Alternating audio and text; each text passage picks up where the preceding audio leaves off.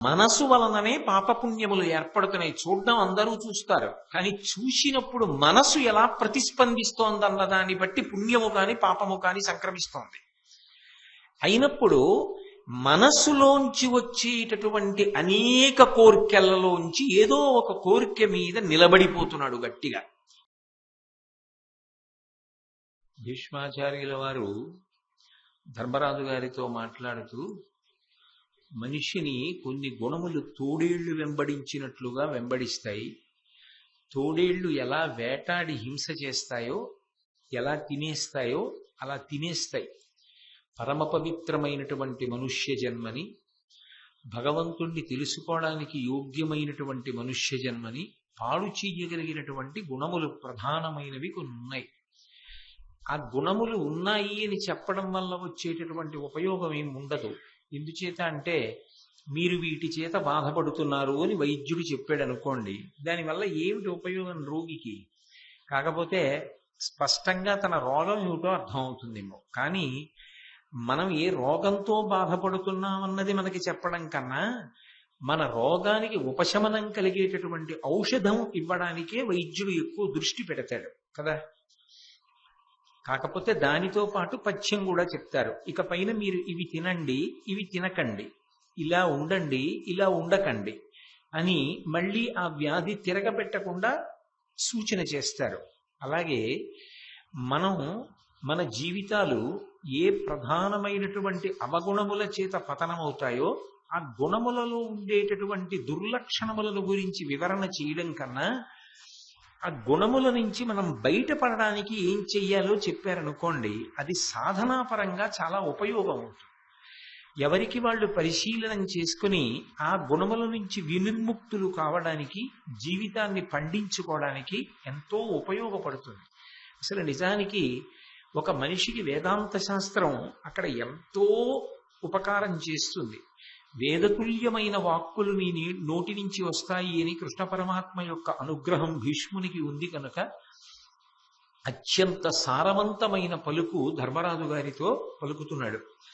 ఆయన అన్నాడు, మనుజేంద్ర, సంకల్పమున పుట్టు కామంబు రూపరు దేహ నిరూపణమున పరుల దోషంబున ప్రభవించు క్రోధము అక్షీణ క్షమాయుక్తి చేసి పొలియు భూతాస్థిరత్వంబు బుద్ధి కానమి లోభమనగా జనించు కాంచిన అడంగు అజ్ఞానమున మోహమావహిల్లు అధర్మ లేపన వర్జనమున లేక తక్కు కులమునను విద్య ధనమునను కలుగు మదము మరలివాని పెంపూహింప మ్రద్దిపోవు సాత్వికుడుగామి బొడము మాత్సర్యము అదియు చెడున్ కురుత్తమ సాధు సంసేవనమున.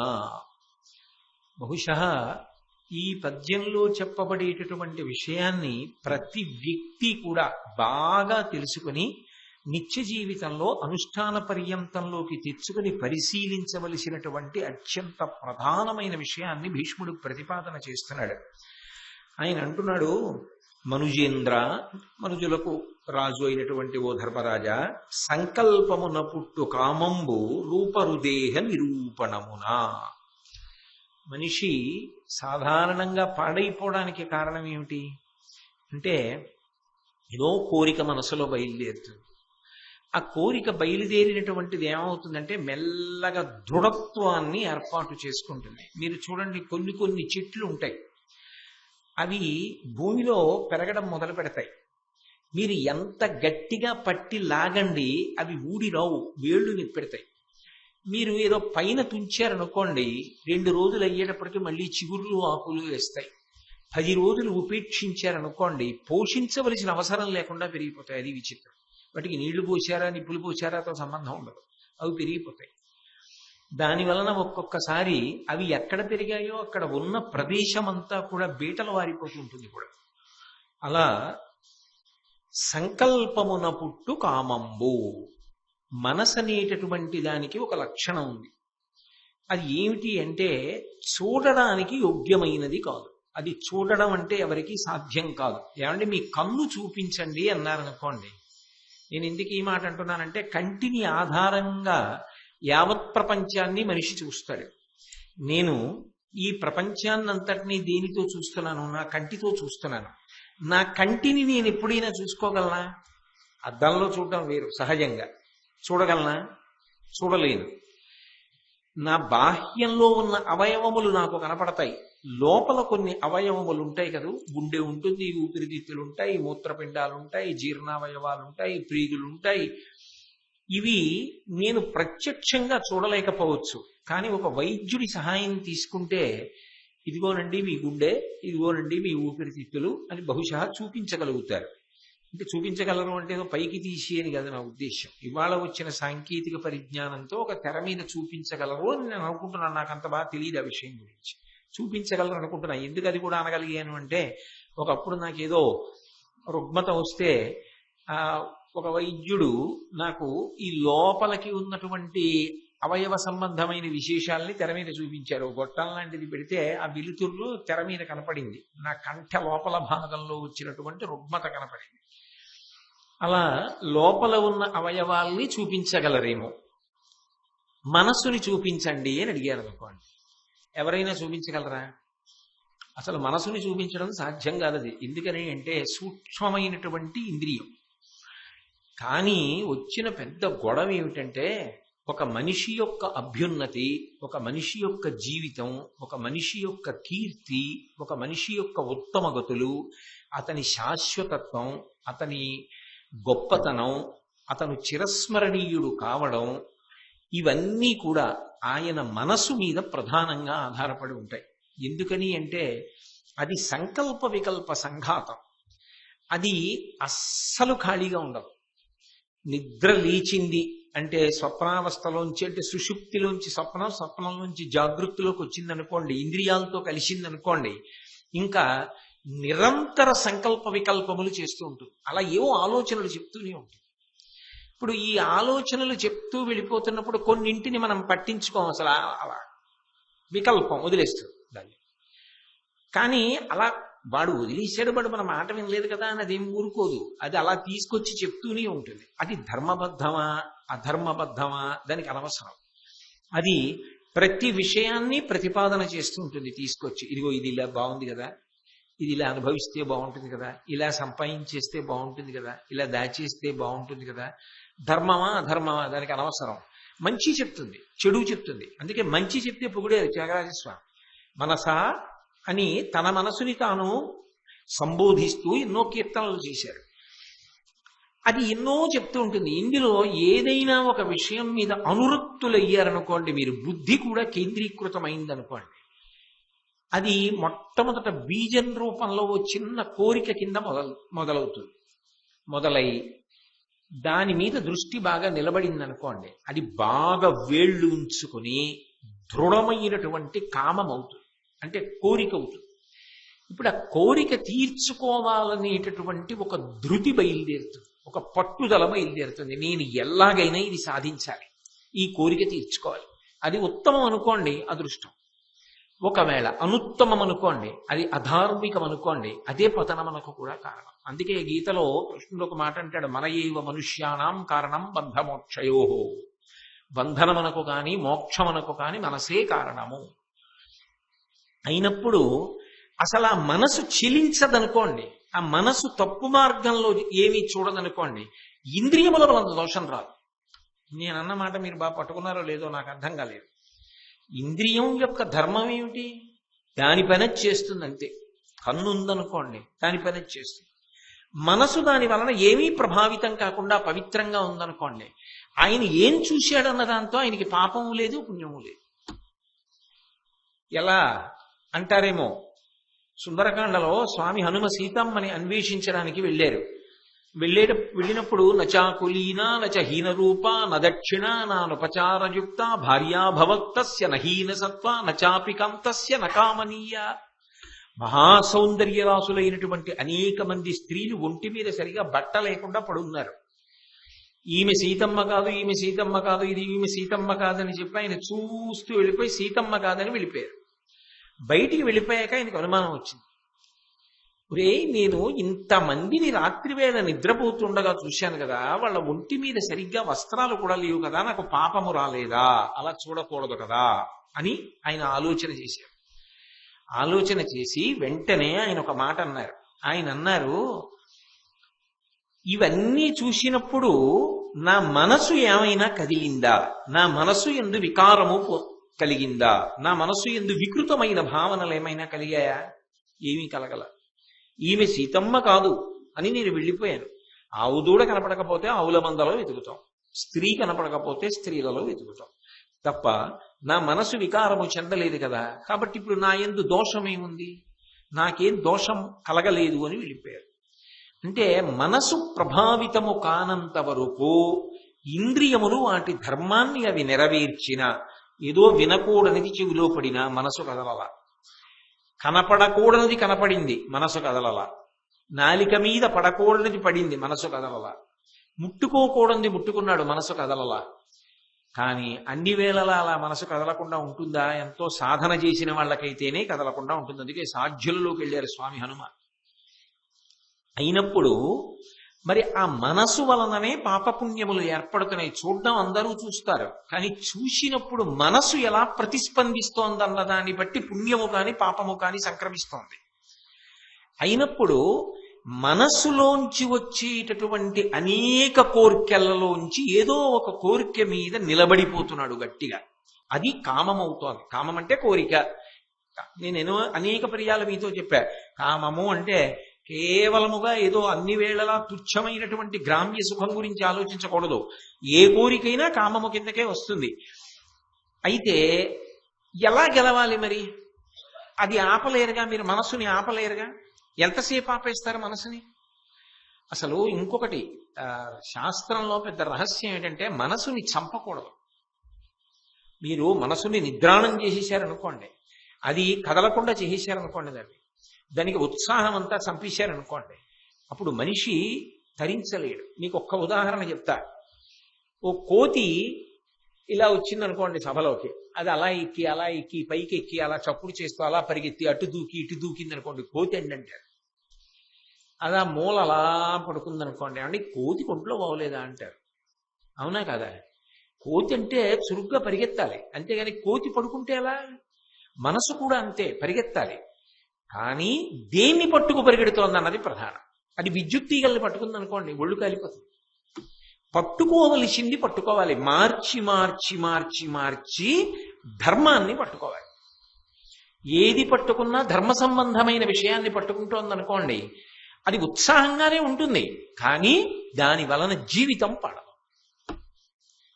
కాబట్టి భీష్ముడు పెద్ద రహస్యాన్ని మాట్లాడుతున్నాడు ధర్మరాజుతో.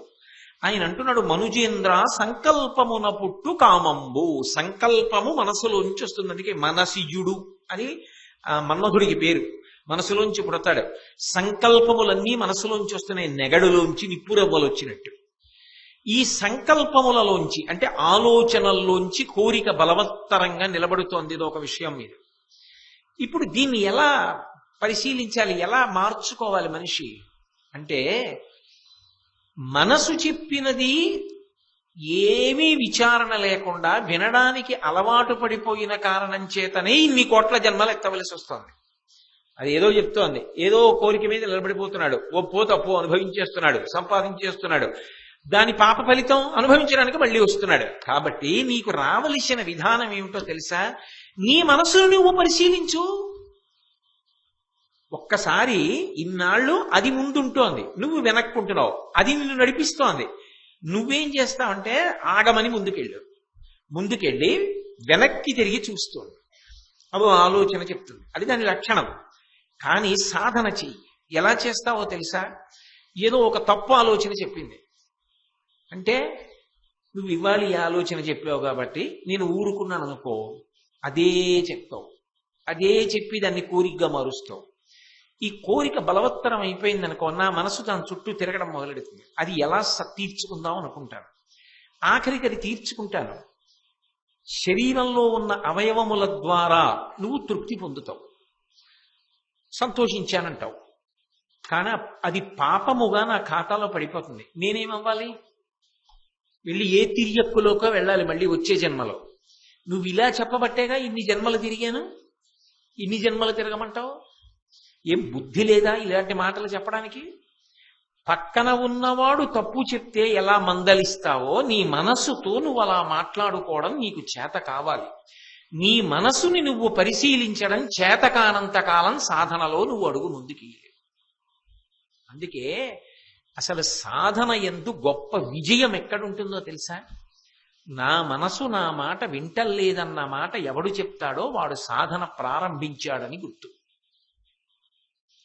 నేను ఏదో ధ్యానానికి కూర్చున్నాను అనుకోండి, ఏది ధ్యానం చేద్దాం అనుకున్నానో అది వదిలిపెట్టి ఇంకో దాని మీదకి పోతుంది మనసు. అది దాని లక్షణం. నిజాయితీగా నా మనసు దాని మీద లేదు అని చెప్పిన వాడెవరో వాడు సాధకుడు. వివేకానందుడిని పిలిచి, రామకృష్ణ పరమహంస నువ్వు ఆ దీప కళిక మీద అలా చూస్తూ ధ్యానం చేయి, కొంతసేపు దీపాన్ని చూడు, కళ్ళు మూసుకో, మళ్ళీ వెంటనే కనపడుతుంది దీపం. దానికి ఆ లక్షణం ఉంటుంది, కన్ను తొందరగా దీపాన్ని గ్రహిస్తుంది.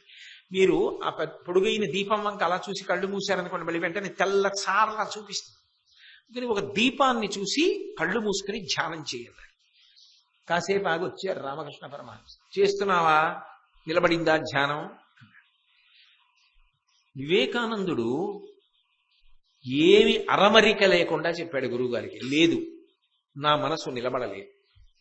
ఎక్కడికి వెళ్ళింది నీ మనసు? ఎక్కడో ఎవరో దూరంగా సుత్తి పెట్టి దేన్నో కొడుతున్నారు. ఆ సుత్తి చేత్తో పట్టుకుని ఇలా తిప్పి కొట్టే ఖంగ్ ఖంగ్ అది వినపడుతున్నప్పుడు ఒక్క క్షణం ఖంగ్ ఖంగ్ అంటుంది. ఇంకా అని దానితో నా మనసు మమేకం అవుతోంది. నేను ఇక్కడ ఎప్పుడు ఖంగ్ అంటానో అప్పుడే అది కూడా ఖంగ్ అంటోంది. అంటే అతని చెయ్యి తిప్పి కొట్టినప్పుడు ఎంత సమయం పడుతుందో ఊహ చేసి ఆ చప్పుడు వైపుకి నా మనసు వెళ్ళిపోతోంది. ఇక్కడ లేదు నా మనసు. నాకు ధ్యానము రాదా అని అడిగాడు. నువ్వు మొదటి విజయం సాధించావు. నీ మనసు నీ చెప్పు చేతలలో లేదన్న విషయం నీకు తెలిసింది ఇవ్వాలి. ఏది నీ చెప్పు చేతలలో లేదని తెలుసుకున్నావో దాన్ని చెప్పు చేతల్లోకి తెచ్చుకోవడానికి చేసే ప్రయత్నమే సాధన, ధ్యానము. కాబట్టి విజయం సాధించావు. ఇక ఇప్పుడు మొదలుపెట్టు. ఇప్పుడు దీపం వంక చూడకు, దాని మీదే ధ్యానం చేయి. అది ఏం ప్రమాదకరమైంది కాదుగా. అక్కం అన్న దాని మీదే బాగా దృష్టి నిలబెట్టు, తర్వాత దీపం మీద పెట్టు, అది ఆగిపోతుంది. అంటే మనస్సుని పరిశీలించడం అంత తేలిక విషయం కాదు. అది జారిపోతూ ఉంటుంది నిరంతరం. అందుకని దానితో మాట్లాడుకోవడం రావాలి ధర్మరాజా. ఇలా ఎన్ని మాటలు చెప్తావు, నాకు దుర్మార్గమైన ఆలోచనలు. నీ వల్ల కదా ఏదో కోరిక, ఆ కోరిక తీరలేదో కోపం, ఆ కోపం వల్ల ఎవరినో ఏదో అనమంటావు, వాడిని ఏదో అంటాను, అక్కడి నుంచి ఆ పాపం నాకు. పోనీ అన్న తర్వాత ఊరుకుంటావా? అనవసరంగా నిశామే, వాడు బాధపడతాడే, అయ్యో ఎందుకన్నావా, పోన్లే ఏదో నచ్చ చెప్దాం అంటావు, వెళ్ళి నచ్చ చెప్తావు. వాడు నచ్చ చెప్తే వాడు అంత తొందరగా సముదాయింపబడలేదు అనుకోండి, అప్పుడు మళ్ళీ ఏమంటావు, చూడు ఇంత చెప్పినా కూడా వాడు వినలేదు, మళ్ళీ ఏడుస్తావు, మళ్ళీ కోపం. ఏమిటి అల్లరి నీతో? ఇది ఎన్నాళ్ళు ఇలాగా? ఎన్ని సందర్భాల్లో అయింది? ఇవే జరుగుతాయని తెలుసున్నప్పుడు ఉన్న ప్రశాంతత ఉండనివ్వవా? ప్రశాంతంగా ఉండవా? ఎందుకు అలా అక్కర్లేని విషయాలకు పెడతావు? నీ చేతిలో లేని విషయం, ఈశ్వరుడు అనుగ్రహించిన నాడు జరగవలసిన విషయం ఒకటి, అది జరిగే వరకు వేచి ఉండు. వేచి ఉండలేవా? దాని గురించి ఆలోచించకుండా ఇంకో విషయం మీద మనసు పెట్టు. అంతేగాని ఎందుకు అనవసరంగా అక్కర్లేని విషయానికి వెంపర్లాడి ఊరికే అసహనానికి గురవుతావు? నోరుమోయి అని చెప్పగలిగాడు అనుకోండి తన మనసుకి తాను, అది ఏమవుతుందంటే దానికి ఒక లక్షణం ఉంది, అది అలాగే వింటుంది. ఎందుకో తెలుసా? ప్రీతితో కానీ అప్రీతితో కానీ అది మాట వింటుంది. ఎట్టి పరిస్థితుల్లో ఏది ఏమైపోని 600 అయిపోని సాయంకాలం 6 గంటలకి నువ్వు అయ్యప్ప స్వామి గుడికి వెళ్ళవలసిందే అని నేను ఒక తీవ్రమైన నిర్ణయం పెట్టుకుని, ఏది ఏమైపోని నీకు చెప్తున్నా 6ంటికి నువ్వు అయ్యప్ప గుడిలో ఉండాలి అని ఒక స్థిరమైన నిర్ణయం చేసుకున్నాను అనుకోండి. 5 అయ్యేటప్పటికి స్నానం చేసి అయ్యప్ప గుడికి వెళ్ళాలిగా 6 గంటలకి అని విసుక్కుంటూ స్నానం చేయి, కాసేపు అదేదో వస్తోంది చూద్దామంటే ఓ దిక్కుమాలిన నిర్ణయం ఒకటి పెట్టావుగా, 6 అయ్యేటప్పటికి అక్కడికి వెళ్ళాలిగా, లే ఇంకా స్నానం చేయి అంటే అప్రీతితో మొదలు పెడుతుంది. దానికి ఇష్టం లేదు ముందు, కానీ ఎవరు చెప్పాలి అప్రీతితో? అదే చెప్తుంది. అది విచిత్రం. లే అంటుంది, ఏదో అప్రీతితో స్నానం చేస్తాడు. ఎందుకంటే తనకిష్టమైంది వదులుతున్నాడు కదా ముందు. తనకిష్టమైందంటే తన మనసుకి ఇష్టమైన దాన్ని దూరంగా జరుగుతున్నాడు. అందుని ఘర్షణ పడుతుంది, ఒప్పుకోదో పట్టాన, దానికి పేర్లు ఎడుతుంది, పద్దులు ఎడుతుంది, అక్కడికి ఎందుకంటుంది, అలాగే ఉంటాయంటుంది, ఇవన్నీ నమ్మకంటుంది. ఆ తర్వాత 10 రోజులు వచ్చాడు అనుకోండి, ఇక్కడ కూర్చోవడం, కాసేపు ఏదో హనుమాన్ చాలీసా వినడం, ఓ భజన వినడం, అలా స్వామి దేవాలయం అంతా పరిశీలించడం, గుడి గంటలు, ఇక్కడ కూర్చోవడం, కాసేపు గోశాలలోకి వెళ్ళడం, ఇది అలవాటు అయిందనుకోండి. ఓ 15 రోజులు పోయిన తర్వాత ఏ కారణం చేతనైనా మీరు వద్దు అని అనిపించినా అక్కడికి వెడితేనే ప్రశాంతంగా ఉంటుంది, అక్కడికే వెళ్ళిపోవాలి అంటూ. అది దానికి ఉన్న లక్షణం. అది వింటుంది. వినకపోతే అసలు మాట ఎలా చెప్తారు? అసలు మనసుని ఎలా మీరు వశం చేసుకుంటారు? కుదరదుగా. ఇప్పుడు రాయి ఉందండి, కరగబెట్టండి అన్నాను అనుకోండి, ఎలా కరగబెడతారు? అది కరగదు. పంచదార ఉంది, కరగబెట్టండి అన్నాను, కరుగుతుంది. మనసు మాట వింటుంది, దానికి ఒక సాధన ఉంది, దానికి ఒక అభ్యాసం ఉంది, దాని చేత అది వింటుంది, విని మనిషిని తరింపచేస్తుంది.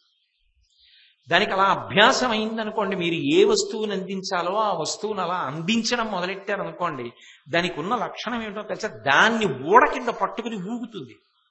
ఇప్పుడు నేనేదో మీకు చెప్పాను, 8:30 అవుతుంది, నేను మంగళం చెప్పి వెళ్ళిపోతాను. నేను వెళ్ళిపోయినా నన్నోదాము, ఎందుకంటే వెళ్ళి పడుకున్నాను అనుకోండి, ఇంకా ఈ పద్యానికి ఇలా చెప్పచ్చు, అలా చెప్పచ్చు, ఏవేవో జ్ఞాపకానికి వస్తాయి. మీకు నిజమే కదా, మనసు అలాగే ఉంటుంది కదా అని ఒక్కొక్కసారి నా మాట మీకు వినపడుతూ ఉంటుంది కూడా నిద్రలో. మీకు అదే జ్ఞాపకానికి వస్తాయి, దాని గురించే ఆలోచన చేస్తారు, మిమ్మల్ని మీరు దిద్దుకునే ప్రయత్నం చేస్తారు. రేపు కూడా వచ్చి ఏదో తెలుసుకోవాలన్న కుతూహలం కలుగుతుంది. అంటే మనసు వశపడితేనైనా ఇది సాధ్యం అవుతోంది. కాబట్టి కామము ఎక్కడ నుంచి పుడుతోందో ఆ పుడుతున్న స్థానాన్ని పరిశీలిస్తే కామం ఉడిగిపోతుంది. ఇంకా దుష్టమైన ఆలోచనలు ఉండవు.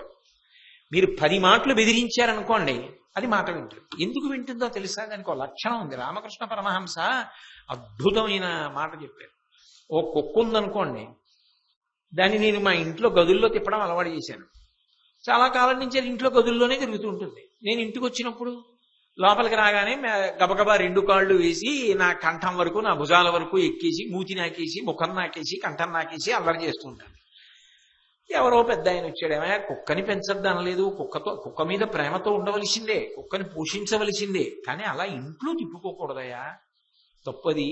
తెలియక అది ఎవరినో కరవచ్చు, గబుక్కుని చటుక్కుని లోపలికి వస్తే ఏదైనా ముట్టుకోవచ్చు, దానిలో సూక్ష్మాంగ జీవులు ఉంటాయి. ఇంట్లో ఎందుకు, లోపలికి రానివ్వకు, బయట ఉంచు కుక్కని, లోపలికి తీసుకురాకన్నాడు. ఎవరికి అర్థం అవుతుంది? కుక్కకి అర్థం అవుతుందా, యజమానికి అర్థం అవుతుందా? ముందు యజమానికి అర్థం అవుతుంది, కుక్కకి అర్థం అవ్వలేదుగా. అందుకని అదేం చేస్తుంది, మళ్ళీ ఆయన రాగానే ఆయనతో పాటు ఇంట్లోకి వెళ్ళి మీద ఎక్కుతుంది. ఆయన ఏం చేస్తాడు, మూతి మీద ఒడికొట్టి బయటకెళ్ళి అంటే అది ముందు గునుస్తుంది. ఇన్నాళ్ళు చక్కగా ఉంచుకునేవాడు, ఇది నన్ను బయటికి పొమ్మంటున్నాడు అని అల్కెళ్ళి ఇటెళ్ళి రావడానికి ప్రయత్నిస్తుంది. బయట ఆడుతున్నాడు, వెళ్ళి లోపలికి రాకు, గడప దగ్గరికి వస్తాడు, బయటకు వచ్చు అంటాడు. ఓ 15 రోజుల తర్వాత దానికి అర్థమైంది, అంటే నన్ను గడప బయట ఉంటే ముద్దుగా చూస్తాడు, లోపలికి రావద్దంటున్నాడని గడప దాటి లోపలికి గడప దగ్గర నిల్చుంటాడు. ఒక కుక్క కూడా 15 రోజులు శిక్షణ ఇస్తే అర్థమైందా? మనసుకి ఎందుకు అర్థం అవదు? అవుతుంది. దానికి కోట్ల జన్మలుగా అలవాటు అయిపోయింది. వద్దన్న వాటి జోలికి వెళ్ళడం దానికి అలవాటు. వద్దన్న దాని జోలికి వెళ్ళొద్దని దాని మూతి మీద కొట్టి అలవాటు చేయడానికి దాని వగ్గే చూడాలి సాధన. కుక్కకు అలవాటు చేయడానికి కుక్కనే కొట్టాలి. కొడుకుని కొడితే కుక్కకు వస్తుందా? కుక్కనే కొట్టాలి, తప్పదు. అలా మనసునే పరిశీలించాలి. కానీ మనసుని పరిశీలించడానికి వెనక్కి తిరగాలి. ముందుకే తిరుగుతానంటే దాంతో తాదాత్మ్యం చెందుతాడు. వెనక్కి ఏం చెప్పావు, ఏమిటా దిక్కుమాలిన ఆలోచనలు, బుద్ధుందా లేదా, ఏం వింటున్నావు, ఎందుకు చదువుకుంటున్నావు, దేన్ని ఆచరించిన దానికి ఎందుకు నీకు ఈ శాస్త్రం అని మీరు ప్రబోధం మొదలుపెట్టారనుకోండి, కొన్నాళ్ళు పోయిన తర్వాత అది ఏం చేస్తుందో తెలుసా, భయాన్ని అలవాటు చేసుకుంటారు. అసలు అటువంటి ఆలోచనలు చెప్పరు. మీరు లోపలికి ఏ ఆహారం ఇస్తున్నారో దాని ప్రకారమే మాట్లాడుతుంది. కంటితో మంచివి చూస్తున్నారు అనుకోండి, అదే ఆలోచన చేస్తుంది. చెవితో మంచివి వింటున్నారు, అదే పుచ్చుకుంటుంది. మంచి విషయాన్ని ముట్టుకుంటున్నారు, అదే చెప్తుంది. మీరు ఇంద్రియములతో వేటిని పట్టుకుంటున్నారో వాటి చేత అది ప్రభావితం అవుతుంది, దాని యందు అనురక్తిని కల్పించుకుంటుంది. పసిపిల్లవాడికి మీరు ఏ వస్తువు ఇస్తే దాన్ని బట్టి వాడి క్షేమం ఆధారపడుతుంది. వాడికి ఏం తెలీదు, 3 ఏళ్ల పిల్లాడు, వాడు ఆడుకుంటున్నాడు. తాతగారు కత్తెర ఇవ్వండి అన్నాడు. లేక పుట్టిన మనవాడు కదా అని కత్తెర వాడి చేతిలో పెడితే కాసేపు ఆగి వైద్యుడి దగ్గరికి వెళ్ళాడు. వాడు ఏ వేలో కోసుకుంటాడా? కత్తెర ఏమిటిరా, కత్తెర నీకు ఇవ్వడం ఏంటి, ఇవ్వను అన్నాడు తాతగారు. వాడు ఏడిచాడు. నువ్వు ఏడిస్తే ఏడు, నేను ఇవ్వను. ఏమార్చడానికి ఏం చేశాడు? కత్తెరకి బదులు కత్తెర బొమ్మ ఉన్నావు అట్టిచ్చాడు. వాడు ఏదో దాన్ని పట్టుకోవడానికి వేళ్ళెట్టాడు, కుదరలేదు, అడిగిప్పాడు తిప్పాడు, కాసేపు ఆడుకున్నాడు. తాతగారు ఏమార్చారని తెలుసుకుని అట్టమొక్క పక్కన పారేసి ఏడిచాడు. వంకాయ ఎట్టుకొచ్చి ఇచ్చాడు. ఇప్పుడు ఏవి ఇస్తే వాడికి భద్రతో అవి ఇస్తాడు తప్ప వాడికి భద్రత లేనివి ఇస్తాడా? జీవుడికి ఏవి భద్రతో ఆలోచనలే మనస్సు చేసేటట్టుగా దానికి శిక్షణనివ్వాలి. దాన్ని పరిశీలిస్తూ ఉండాలి. దాన్ని పరిశీలించకపోతే దాని ఇష్టం వచ్చిన ఆలోచనలు చెప్పడం దానికి అలవాటు అయిపోతుంది. దాని సొమ్మేం పోయిందండి? పరమేశ్వరుడిచ్చిన అపూర్వమైనటువంటి సాధనం దీన్ని నాశనం చేసేస్తుంది. జీవితాన్ని నాశనం చేస్తుంది, కీర్తిని నాశనం చేస్తుంది, సర్వనాశనానికి కారణమవుతుంది. కాబట్టి ఓ ధర్మరాజా, సంకల్పమున పుట్టు కామంబు రూపరు దేహ నిరూపణమున. మనసులో పుట్టిన కామం మనసుని పరిశీలిస్తే పోతుంది, నిన్ను పాడు చేయదు, మంచి ఆలోచనలు చెప్తుంది. 2 అంటే కామము మొదటి దుర్లక్షణం గురించి మాట్లాడాడు భీష్ముడు. ఎంత గొప్పగా మాట్లాడుతున్నాడో చూడండి మహానుభావుడు. అందుకు కదండి అంత గౌరవింపబడ్డాడు. సమస్త శాస్త్రపారంగతుడు, వేదాంత విజ్ఞాని. పరుల దోషంబున ప్రభవించు క్రోధం అక్షీణ క్షమాయుక్తి చేసి పులియు. లోకంలో కోపం ఎందుకు వస్తుంది అంటే దానికి 2 కారణాలు ఉంటాయి. ఒకటి, తన కోరిక తీరకపోతే కారణాన్ని వెతుకుతుంది. నేను కోరిక కోరాను, ఆ కోరిక తీరలేదు. అప్పుడు ఆ కోరిక తీరకపోవడానికి ఎవరు కారణం వెతుకుతుంది. నేను కష్టపడి వెతికి ఎంతో ఇష్టం మీద బొమ్మ తెచ్చి అక్కడ పెట్టి గూట్లో పెడదామని చెప్పి చేతులు కడుక్కోవడానికి వెళ్ళాను. నా మనవడు వచ్చి గబగబా ఏంటి తాత అని ఇలా పట్టుకుని కింద బారేశాడు. నాకు కోపం వస్తుందా రాదా? లేక తెచ్చిన బొమ్మ, కష్టపడి తెచ్చిన బొమ్మ కింద పడేశాడా? నాకు వెంటనే వాడు తప్పు చేశాడు కదూ, నాకు కోపం వస్తుంది. అపారమైనటువంటి కోపం వచ్చేస్తే బొమ్మని వాడు పగలగొట్టాడు, వాడి వీపు నేను పగలగొడతాను. భీష్ముడు అంటున్నాడు, ఇద్దరూ తప్పేగా చేస్తున్నారు. వాడికి తెలుసా? అంత విలువైన బొమ్మని తెలుసా? తాతగారి జీవితంలో కోరుకుని వెతికి ఇన్నాళ్ళకి దొరికిందని తెచ్చుకున్న బొమ్మ అని వాడికి తెలుసా? తెలిస్తే అలా ముట్టుకునేవాడా? కింద పడేసేవాడా? పగలగొడతాడా? చెయ్యి జారిపోతుందని వాడికి తెలుసా? తన చిట్టి చేతులతో పట్టుకోకూడదని వాడికి తెలుసా? వాడికి తెలియదు కదా. అక్షీణ క్షమాయుక్తి. ఎప్పుడైనా ఏదైనా కొంచెం తొట్టుబాటు రావచ్చేమో, ఓర్పు ఎందు తొట్టుబాటు రాకూడదు. అలా ఓర్పుతో నిలబడగలిగితే ఆలోచన ఏర్పడుతుంది. పిల్లవాడు కదా, వాడికి తెలియదు కదా పాపం, అందుకు కదా పగలగొట్టాడు. చూసావా ఎలా జరిగిందో, ఇంకెప్పుడు నువ్వు ఇటువంటివి ముట్టుకోకే అని చెప్పాడు తప్ప కోపమునకు వశపడ్డాడు. కాబట్టి ఎప్పుడూ కోపం రావడానికి ప్రధానమైన కారణమేమి అంటే 99% కారణం ఏమై ఉంటుంది అంటే ఏదో ఇతరులు తప్పు చేశారు. తను నిర్ణయానికి వస్తాడు, ఆయన తప్పు చేశాడు, ఈయనకి కోపం వస్తుంది. ఆయన తప్పు చేశాడు అన్నప్పుడు భరించగలిగిన ఓర్పుని పెంచుకో. ఆ ఓర్పు పెంచుకోగలిగితే అప్పుడు ఏ విధమైనటువంటి ఇబ్బంది రాదు. పైగా క్రోధము అధికమైపోతే ఏం చేస్తున్నాడో ఆయనకే తెలియదు. అంత కోపం వచ్చేసింది అనుకోండి, ఆ కోపానికి వశపడిపోయినప్పుడు రాక్షసత్వం వచ్చేస్తుంది. తెలిసో తెలియకో, చూసో చూడకో అప్పుడు చేసినటువంటి పని ఒక్కొక్కసారి అత్యంత ప్రమాదానికి కూడా వెళ్ళచ్చు, చెప్పలేము. కాబట్టి మనసు క్రోధం దాకా వెళ్ళిపోయే వరకు దానికి అలా మేత వేయకు. అందుకే అక్షీణ క్షమాయుక్తి అన్న దాంట్లో ఉన్న లక్షణం ఏమిటో తెలుసా అండి? కోపం పెట్టుకుంది అనుకోండి, అది మంచిని చూడదు. మీరు ఎప్పుడైనా చూడండి, నాకు మీ మీద ప్రేమగా ఉన్నంత కాలం మీ మంచి ఒకటే కనపడుతుంది. నాకు మీ మీద కోపం వచ్చింది అనుకోండి, మీ మీద అంటే పోనీ మీకు నా మీద కోపం వచ్చింది అనుకోండి, వస్తే నా మంచి ఏదైనా ఉంటే మీకు కనపడదు. వాడు ఎప్పుడు అంతేనండి దుర్మార్గుడు, ఎప్పుడు అంతే. అని ఏవేవో ఏవేవో ఏవేవో తీసుకొచ్చి గుణములను కూడా దుర్గుణముల కిందే చెప్తుంది. అన్ని తప్పులు ఎంచుతుంది. అన్ని తప్పులు ఎంచడంలో ఏమవుతుందో తెలుసా? నిప్పుని ఉఫ్ఫని ఊది ఊది మంట లేపినట్టు బొగ్గున మండిస్తుంది. ఆ బొగ్గున మండడంలో ఏమవుతుందంటే ఎదురుగుండా ఆ వ్యక్తి తటస్థపడినప్పుడు మీ నోటి మీద అదుపు పోతుంది. మీరు ఏ మాట అంటారో మీకు తెలియదు, మీరేం చేస్తారో మీకు తెలియదు. అది ఎంత ప్రమాదానికి ఎడుతుంది అంటే చెప్పలేం. అనేక చోట్ల అనేక కుటుంబాలు విడిపోవడానికి కారణం అదే. కేవలం అదే కారణంగా విడిపోతారు. కేవలం అదే కారణంగా కుటుంబాల మధ్య, వ్యక్తుల మధ్య పెద్ద పెద్ద అడ్డుగోడలు ఏర్పడిపోతాయి. ఆ సమయంలో ఓర్పు పట్టగలిగాడు అనుకోండి, ఓర్పు ఎప్పుడు వస్తుంది? మంచిని చూసే ప్రయత్నం చేశాడు అనుకోండి, నిజమే, తప్పే. ఏ తప్పు? ఇంకా అది తప్ప మంచి లేదా? ఆలోచించి ఒక్కసారి.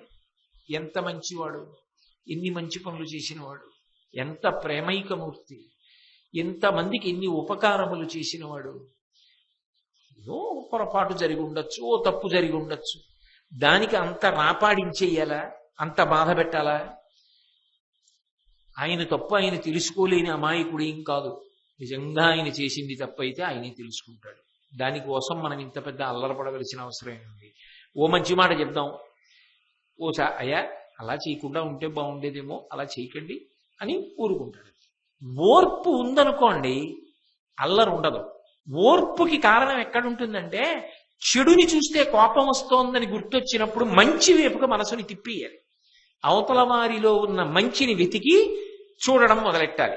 మొదలు పెట్టారనుకోండి, మంట మీద నీళ్లు కిందకి వెళ్ళిపోతుంది. మీరు కేవల కోపధారిగా నిలబడ్డారనుకోండి, మంటలో నెయ్యి, అది భగ్గున మండుతుంది.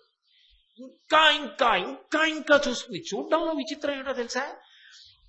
మోటు అంటాడు, వాళ్ళు ఏదో అంటారు, అదిగో చూసావా ఎలా మాట్లాడుతున్నాడు, దానికి అంతు ఉండదు ఇంకా. అంటే దాని పర్యవసానం ఆఖరికి ఎంత ప్రమాదకరంగానైనా వెళ్ళచ్చు.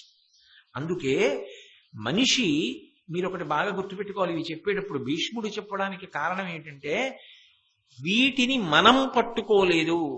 చాలా మంది ఏమంటారంటే, కామక్రోధములను విడిచిపెట్టండి అంటారు. ఇప్పుడు నేను ఈ పుస్తకం పట్టుకున్నాను అనుకోండి, కోటేశ్వరరావు ఆ పుస్తకం వదిలేయండి అన్నారు అనుకోండి, వదిలేస్తాను. ఈ పుస్తకం నన్ను పట్టేసుకుంది అనుకోండి, కోటేశ్వరరావు పుస్తకం వదిలేయండి అన్నారు అనుకోండి, ఎలా వదులుతాను? అది నన్ను వదలాలా, నేను దాన్ని వదలాలా? అది నన్ను వదలాలి, అది పట్టుకుంది నన్ను. కామక్రోధములను మనం పట్టుకోలేదు, అవి మన్ని పట్టుకున్నాయి. ఇప్పుడు అవి వదిలిపెట్టాలంటే ఏవి ముట్టుకుంటే వాటికి చికాకో అది ముట్టుకోవాలి. విద్యుద్ఘాతం తగలకుండా ఉండాలంటే చేతికి రబ్బరు తొడుగులు వేసుకోవాలి కదా. అలాగే చెయ్యి కాలకుండా ఉండాలంటే పటకారతో గిన్నె దింపాలి కదా. పనస పండు ఒలిచి తొనలు తీసినప్పుడు చేతికి జిగురు అంటుకోకుండా ఉండాలంటే నూనె రాసుకోవాలి కదా. అలా మనిషి కూడా ప్రయత్నపూర్వకంగా అసలు కోపం వైపుకి వెళ్ళిపోకుండా ఉండాలంటే మంచిని ఆలోచించడం మొదలుపెట్టాలి. ఆ మంచిని ఆలోచించాడు అనుకోండి, తగ్గిపోతుంది. ఎందుకని? తను వ్యతిరేక విషయాన్ని తీసుకొచ్చి అక్కడ పెడితే తప్ప అది వెళ్ళదు. మా చిన్నతనంలో ఏట్లో స్నానం చేసేవాళ్ళం, ఇంట్లో చెప్పకుండా. అదో ముచ్చట, చిన్నతనం తెలియక ఏదో ఏట్లోకి వెళ్ళి దూకి స్నానం చేసి కాసేపు ఈత కొట్టి వస్తే అలా సరదా ఈత కొడుతుండేవాళ్ళం. ఆ ఈత కొట్టినప్పుడు ఏం చేసేవాళ్ళం అంటే, గుర్తు పెట్టుకుని అందరమును ఏదో ఎవరింట్లోంచో వాళ్ళ ఇంట్లోంచి ఆ రోజుల్లో ముగ్గు పెట్టేవారు వీధుల్లో. ఇంత ముగ్గు కాగితంలో కట్టుకుని పట్టుకెళ్ళి ఏటి గుడ్డును పెట్టుకుని దాని మీద 4 రాళ్ళు ఎట్టేవాళ్ళం. గాలి వస్తే కాగితం ఎగిరిపోతే ముగ్గు ఎగిరిపోతుంది. ముగ్గు చాలా తేలిగ్గా ఉంటుంది కదా. ఇప్పుడు పెడుతున్నారు లేదో నాకు తెలియదు అంత బాగా. కాగితం మీద రాళ్ళు పెట్టి ముగ్గు అక్కడ ఎట్టేవాళ్ళం. జలగ పట్టుకుంటూ ఉండేది. ఒక్కొక్కసారి ఆ ఏట్లో స్నానం చేస్తున్నప్పుడు టక్కును పట్టుకుంటే ఆ జలగని పట్టుకుని లాగారనుకోండి, అది రాదు, సాగుతుంది. అలా పట్టుకుని నెత్తురు తాగుతుంది.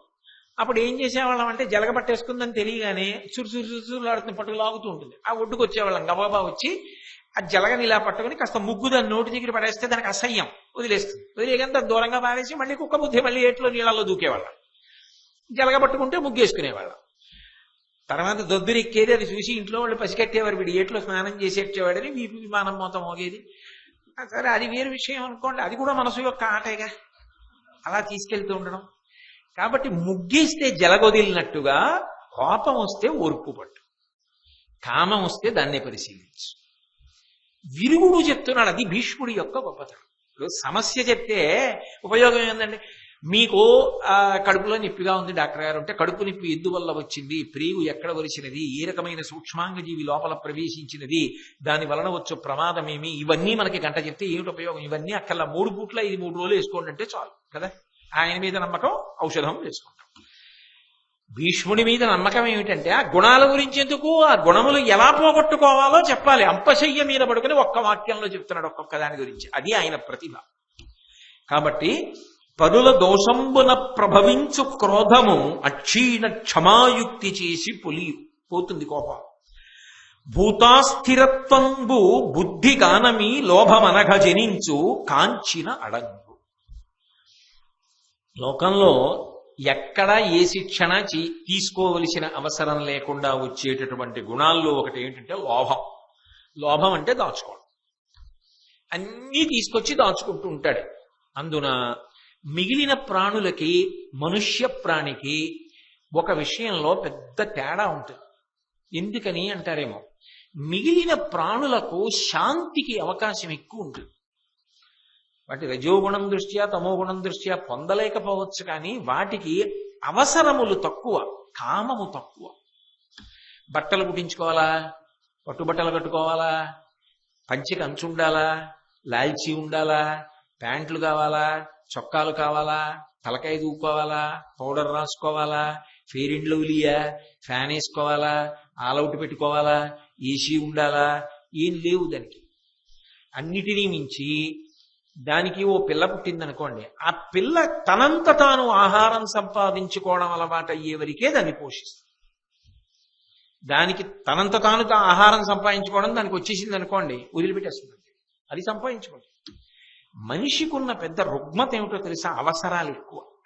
ఆ అవసరాలకు అంత ఉండదు. కామం అక్కడి నుంచేగా వచ్చింది. అనేక రకములైన బట్టలు కావాలి, ఇందాక నీ చెప్పిన సంబారాలు అన్నీ కావాలి, ఇల్లు కావాలి, గుడి కావాలి, మంచిదే, తప్పేముంది, ఉండాలన్న కోరిక ఉండడం మంచిదే. కానీ ఇలా చిట్టా పెరిగిపోతుంది ఒక ఎత్తు. మనిషి దగ్గరికి వచ్చేటప్పటికి పెద్ద సమస్య ఎక్కడొస్తుందంటే, నా పిల్లలు ఎక్కడ వరకు నీకు తృప్తి? వాడంతటా వాడు వాడిని నిర్వహించుకోగలడు, నువ్వు తృప్తిగా ఉండగలవా? వాడికి ఇంకా ఏమి ఇవ్వాలి? వాడికో 2 ఎకరాల పొలం చూస్తే బాగుంటుంది, వాడికో మంచి ఇల్లు కొని పెడితే బాగుంటుంది, ఓ 10 లక్షలైనా వాడికి పాపం వేసిస్తే బాగుంటుంది, వాడికో కారు కొని పెడితే, ఓ మనవడు పుట్టాడు వాడికో పథకం చేయించాలి, ముని మనవడిని చూస్తే బాగుండే, ముని మనవడిని ఒళ్ళో పెట్టుకుని స్వర్ణాభిషేకం చేయించుకుంటే బాగుండే. అసలు అంతేది.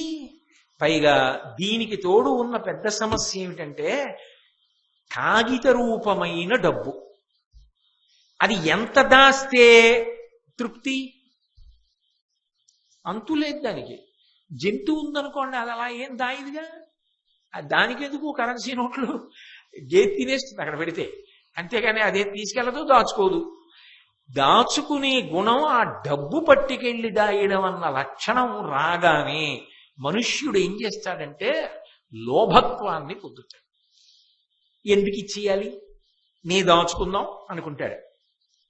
బాగా పట్టుకోండి, నేను ఎంతకని ఇవన్నీ వివరణ చేస్తాను, సులభంగా ఒక్క మాట చెప్పేస్తా. ఎందుకు దాస్తావు? నాది, నాకే ఉండాలి, అందుకు కదా దాస్తాం. ఏదైనా అంతా నాది, నాదిగానే ఉండాలి అని కదా దాస్తావు. నిజానికి నీదిగానే ఎప్పుడు ఉండిపోతుందంటే దానం చేసేస్తే. నేను అన్నమాట బాగా పట్టుకున్నారో లేదో. దానం చెయ్యనంత కాలం అది నీదిగా శాశ్వతం కాదు. ఎందుకనంటే 1 కోటి రూపాయలు సంపాదించాడు, ఊపిరి అయిపోయింది అనుకోండి, ఎవరిది? నావి అని 1 కోటి రూపాయలు చూపించన్నాడు. 1 కోటి రూపాయలు అనవు, ఆయనకే చెందిన వాళ్ళని అనవు. అవి ఇల్లు చూపించంటాడు, నేనే కట్టుకున్నానండి ఇల్లు, నాదే అంటాడు. ఆ ఇల్లు ఎప్పుడైనా ఆయన ఇల్లే నేను అంటుందా? అందో. నా కారండి అంటాడు. ఆ కారు ఎప్పుడైనా ఏమండి నేను ఆయనకి చెందిన దానిని అంటుందా? అందో. ఆ తర్వాత కొడుకు ఎక్కితే కొడుకుది, మనవడెక్కితే మనవడిది, ఎవడెక్కితే వాడిది, దొంగడెత్తుకుపోతే వాడిది. అదేం నోరు విరిచి చాలా కష్టపడి సంపాదించుకున్నాడు, చాలా తప్పండి, నేను రానండి, నేను కుర్రు అన్నండి, తాళం చేసి పెట్టినా కూడాను చాలా అన్యాయం అండి అంటుంది ఏమిటి? దానికే సంబంధం ఉండదు. అలాగా పాశము మన వైపు నుంచి, దాని వైపు నుంచి అనుబంధాలు ఉండవు. ఆ ఆస్తులకి, వాటికి, భూమికి, పొలాలకి లేకపోతే ఏదో ఇళ్ళు నగ నట్రా వీటన్నింటికి అలాంటి అల్లర్లు ఏమి ఉండవు. కానీ నాది నాది నాది అని కదూ ఇవన్నీ దాచాడు. నిజానికి తనతో పాటు ఎప్పుడు వస్తుంది? దీన్ని పుణ్యంగా మార్చాడు. ఎలా? వేరొకరికి దానం చేసేశాడు మనస్ఫూర్తిగా. ఇప్పుడు ఏమైపోయింది? అది పుణ్యం అయిపోయింది, తనదైపోయింది, నా పుణ్యంగా మారిపోయింది. మారిపోయి ఏమవుతుంది? శరీరం వదిలిపెట్టినా జీవుడితో వచ్చేసి. అంటే మీ ఉద్దేశం ఇంట్లో ఇంక ఎవరు ఏమి ఉంచుకోకూడదు ఇలా ఇచ్చి అని అనకండి. నేను నిన్ననే మీకు చెప్పే అర్ధ విభాగం గురించి. 5వ వంతు దానం చెయ్యి. శాస్త్రం ఎప్పుడూ కూడా నువ్వు అన్నీ ఇచ్చి సర్వనాశనం అయిపో అని ఎన్నడూ అలా కఠినంగా మాట్లాడదు, అర్థం లేని మాటలు మాట్లాడదు. కానీ నీదైపోవాలన్న కోరిక నీకు ఉన్ననాడు 5వ వంతు దానం చెయ్యి. 2, ఆ పిచ్చి ఎక్కువైపోతోంది అనుకోండి, ఇంకా సంపాదించాలి, ఇంకా సంపాదించాలి, దాచేయాలి, నాకు అది ఉండాలి, నాకు ఇది ఉండాలని ఉంటే నాకు నాకు నాకు అంటున్నావు కదా. నాకు నాకు అన్నప్పుడు అది ఎవరా? నేను. ఇది అది ఎంతకాలం ఉంటుంది? ఉంటుందా? 120 ఏళ్ళు ఉంటావా? లోపలైన అంగీకరిస్తారా? ఊరుకోవా నాళ్ళు ఎక్కడ ఉంటాను. పోనీ 100 కష్టం, 90 చెప్పలేను, 80 బహుశా, 75 ఖాయం. తర్వాత ఏమవుతుంది ఇదంతా? ఏమో. కాబట్టి నాది అని నువ్వు ఎవరిని చూపించట్టున్నావో అదే దాచలేవు, అదే ఉండదు. దాన్ని దాచగలవా? అది పడిపోకుండా ఆపగలవా? అది పంచభూతములలో కలవకుండా ఆపగలవా? నీకు నిజంగా లుబ్ధత్వం ఉంటే అవన్నీ నాది అంటున్నావు కదా, ఈ నాది అని నువ్వు దేన్ని చూపించావో అది పంచభూతములలో కలవకుండా ఆపగలవా? ఆపలేవుగా. మరి దాన్ని ఆపలేని వాడివి దానికి చెందిన ఇవన్నీ ఎక్కడ ఆపి చేసి నీకెని పెట్టుకుంటావో? అదే లేనప్పుడు ఇంక ఇవన్నీ ఏ నాదికి చెందుతాయి? నిజానికి చెందాలంటే దానం చేయడమే. కాబట్టి భీష్ముడు అంటున్నాడు, పిచ్చివాడా, తెచ్చినది లేదు, పట్టుకెళ్ళేది లేదు. తల్లి గర్భము నుండి ధనము తేడెవ్వడు, వెళ్ళిపోయేడినాడు వెంటరాదు. లక్షాధికారైన లవణమన్నమే కాని మెరుగు బంగారంబు మింగబోడు. విత్తమార్జన చేసి విర్రవీగుటెగాని కూడబెట్టిన సొమ్ము కుడువలేడు. పొందుగా మరుగైన భూమి లోపల పెట్టి దాన ధర్మము లేక దాచి దాచి తుదకు దొంగలకిత్తురో దొరలకవును. తేనెజుంటీగలీయవా తెరువరులకు భూషణ వికాస శ్రీధర్మ పురనివాస దుష్ట సంహార నరసింహ దురిత దూర. తేనె పట్టు పెట్టి ఎక్కడెక్కడ ప్రతి పువ్వులోంచి తేనె తీసుకొచ్చి దాచిన తేనెటీగలు ఇంత తేనె సంపాదించామనుకుంటాయి. పట్టు బాగా పెట్టిందని తెలుసుకున్నవాడు కింద పచ్చి తాటాకులు 2, ఎండు తాటాకులు 2 మంట పెట్టి వెళ్ళిపోతాడు. ఆ పొక్క అవన్నీ పోతాయి, వాడు దింపుకుని పిండేసి సీసాల్లో పట్టుకుపోతాడు తేనె. అసలు నాది నాది అన్నప్పుడు ఆ నాదికి చెందిన నేనేది ఉందో అదే శాశ్వతం కాదా శరీరం. కాబట్టి లుబ్ధత్వం తగ్గాలంటే ఏ నాది నాది అంటున్నావో అవన్నీ శాశ్వతమా అన్నది ఆలోచించు. శాశ్వతము కాని దానికి మళ్ళీ అశాశ్వతమైనవన్నీ తీసుకెళ్ళి అలంకారం చేయడం, శవానికి అలంకారం చేయడం కాదు. అలా ఆలోచన చేసినప్పుడు లోభగుణాన్ని తగ్గించుకోగలవు, 10 మంది యొక్క క్షేమాన్ని ఆలోచించగలవు, నువ్వు 10 మందికి ఉపకారం చేసి పుణ్యాన్ని మూట కట్టుకోగలవు. అది మౌఢ్యం కాదు, సమాజ హితము కొరకు ఎలా బ్రతకాలో నేర్పుతోంది. కాబట్టి భూతాస్థిరత్వంబు బుద్ధిగానమి లోభమనఘ జనించు కాంచిన నడగు. ఏ భూతము ఉండదయా అని ఆలోచించిన నాడు అసలు ఆ లోభగుణం ఉండదు. దేనికో ఏదైనా అంత పిచ్చి అనవసరం. మరి ఏదో ఇల్లు అన్నం మంచిదే, ఉండాలి తప్పదు. ఓ వాహనం మంచిదే, ఏదో కొంత డబ్బు తప్పకుండా ఉండాలి, వస్త్రములు తప్పకుండా ఉండాలి, ఏదో అంగరాగములు ఉండొచ్చు తప్పకుండా, కొంత బంగారం తప్పేం లేదు ఉండొచ్చు. కానీ కోట్లకు కోట్లు ఇందుకు ఏం చేస్తావు? అతికి పోకు అని తన అస్థిరత్వాన్ని తాను పరిశీలించుకోవడం చేత లోభగుణం అణిగిపోతుంది. అజ్ఞానమున మోహమావహిల్లు అధర్మలేపవర్జనమున లేక తక్కు. మోహము అంటే అవివేకం. అజ్ఞానం కలిగితే ఏమవుతుందంటే చెయ్యవలసిన పని చెయ్యకూడని పనిలా కనపడుతుంది, చెయ్యకూడని పని చెయ్యవలసిన పనిలా కనపడుతుంది. ఇప్పుడు అది చెయ్యవలసినదా చెయ్యకూడనిదా అంటే ధార్మిక దృష్టితో ఆలోచిస్తే ఏది చెయ్యవలసిందో ఏది చెయ్యకూడనిదో అర్థం. ధార్మిక దృష్టి అంటే శాస్త్రం ఎలా చెప్పిందో అలా ప్రవర్తించడం అలవాటైతే అదే ధార్మిక దృష్టి. తస్మాత్ శాస్త్రం ప్రమాణంతే కార్యాకార్య వ్యవస్థితౌ. ధర్మము నాకు ప్రమాణమేది శాస్త్రం. శాస్త్రీయ దృష్టితో ఆలోచించు. భారతం కురుక్షేత్ర సంగ్రామం ప్రారంభంలో అయ్య బాబోయ్ వీళ్ళందరూ నా వాళ్ళు, వీళ్ళని చంపేస్తే అదైపోతుంది ఇదైపోతుంది, నేను యుద్ధం చేయనని చెప్పి వెళ్ళిపోతున్నాడు అర్జునుడు. కృష్ణుడు కూర్చోబెట్టి శాస్త్రం మాట్లాడాడు. భగవద్గీతాసు ఉపనిషత్సు చెప్పాడు కదా జ్ఞానం అంతా. చెప్పి నీకేమర్థమైందన్నాడు. నష్టో మోహ స్మృతిర్లబ్ధ. నా అజ్ఞానం పోయి నాకేం తెలియాలో అది తెలిసింది. నేను క్షత్రియుణ్ణి, యుద్ధం చెయ్యాలి, అది నా కర్తవ్యం. నా కర్తవ్యం నేను చేస్తాను. ఇప్పుడు అధర్మం అనేటటువంటి అనులేపనం ఒంటికి రాసుకున్నది కడిగేసుకుంటే ధర్మం అవగతం అవుతుంది. ధర్మం అవగతమైతే జ్ఞానం అంకురిస్తుంది, మోహం పోతుంది. తానేం చెయ్యాలో అది చేయడం అలవాటు. ఏది చెయ్యకూడదో దాని జోలికి వెళ్ళాడు. కాబట్టి అజ్ఞానమున మోహమావహిల్లు అధర్మలేప వర్జనమున లేక తక్కు.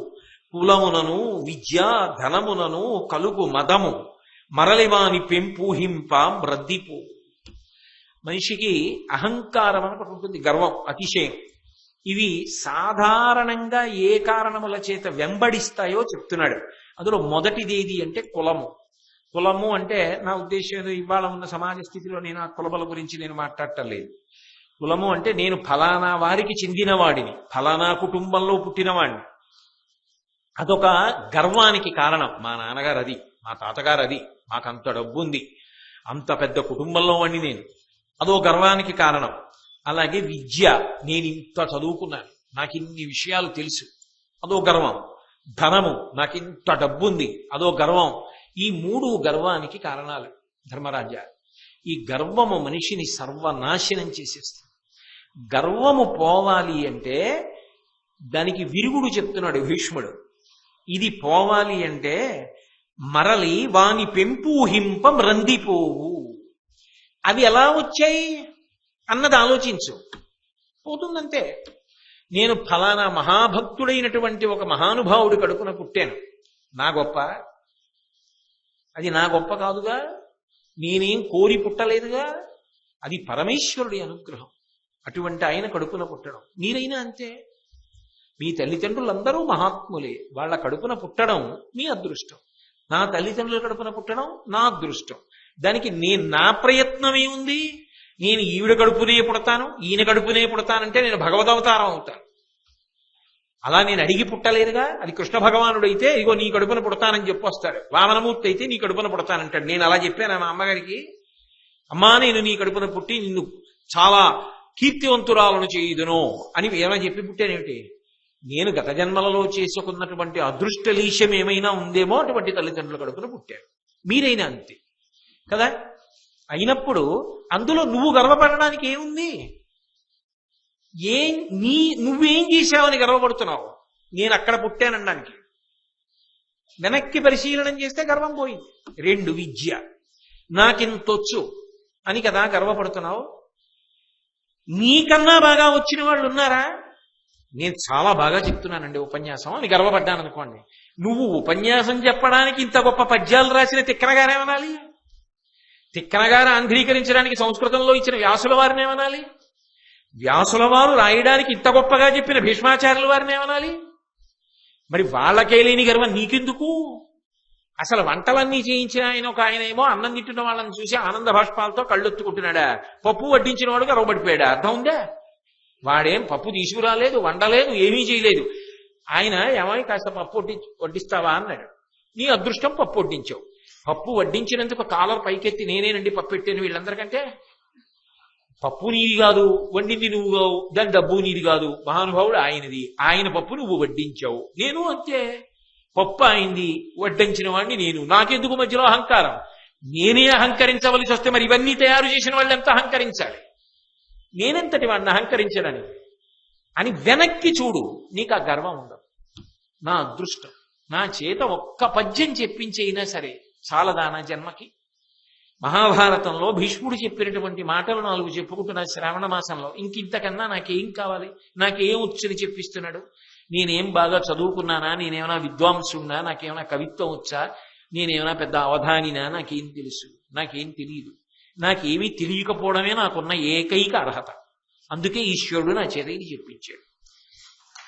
కాబట్టి విద్య, ధనము, డబ్బు ఎక్కడో ఏ తల్లిదండ్రుల కడుపునో పుట్టావు, వారసత్వంగా ఐశ్వర్యం వచ్చింది. లేదు ఓ వ్యాపారం చేసావు, కలిసి వచ్చింది. మరి అదే వ్యాపారం చేసిన ఇంకొక ఆయనకి పోయింది, ఏమంటావు? ఎక్కడో ఈశ్వరుడు ఉన్నాడు, అనుగ్రహించాడు, నీకు కలిసి వచ్చింది. దానికి గర్వం ఎందుకు? తీసేయాలను ఇచ్చిన వాడే తీయగలడు కూడా కదా, సత్యనారాయణ వ్రతం కథలోలాగా. ఆయన తలుచుకుంటే మాకురు ధన జన యవ్వన గర్వం హరతి నిమేషత్కాల సర్వం మాయామయమిదమఖిలం హిత్వా బ్రహ్మపదం త్వం ప్రవిశ విదిత్వా. సిరిదా వచ్చిన వచ్చును సలలితముగ నారికేళ సలిలము భంగిన్ సిరిదా పోగిన పోవును కరిమంగిన వెలక పండు కరణిని సుమతి. ఎంతట్లో పోవాలి? కాబట్టి అది ఈశ్వరానుగ్రహం.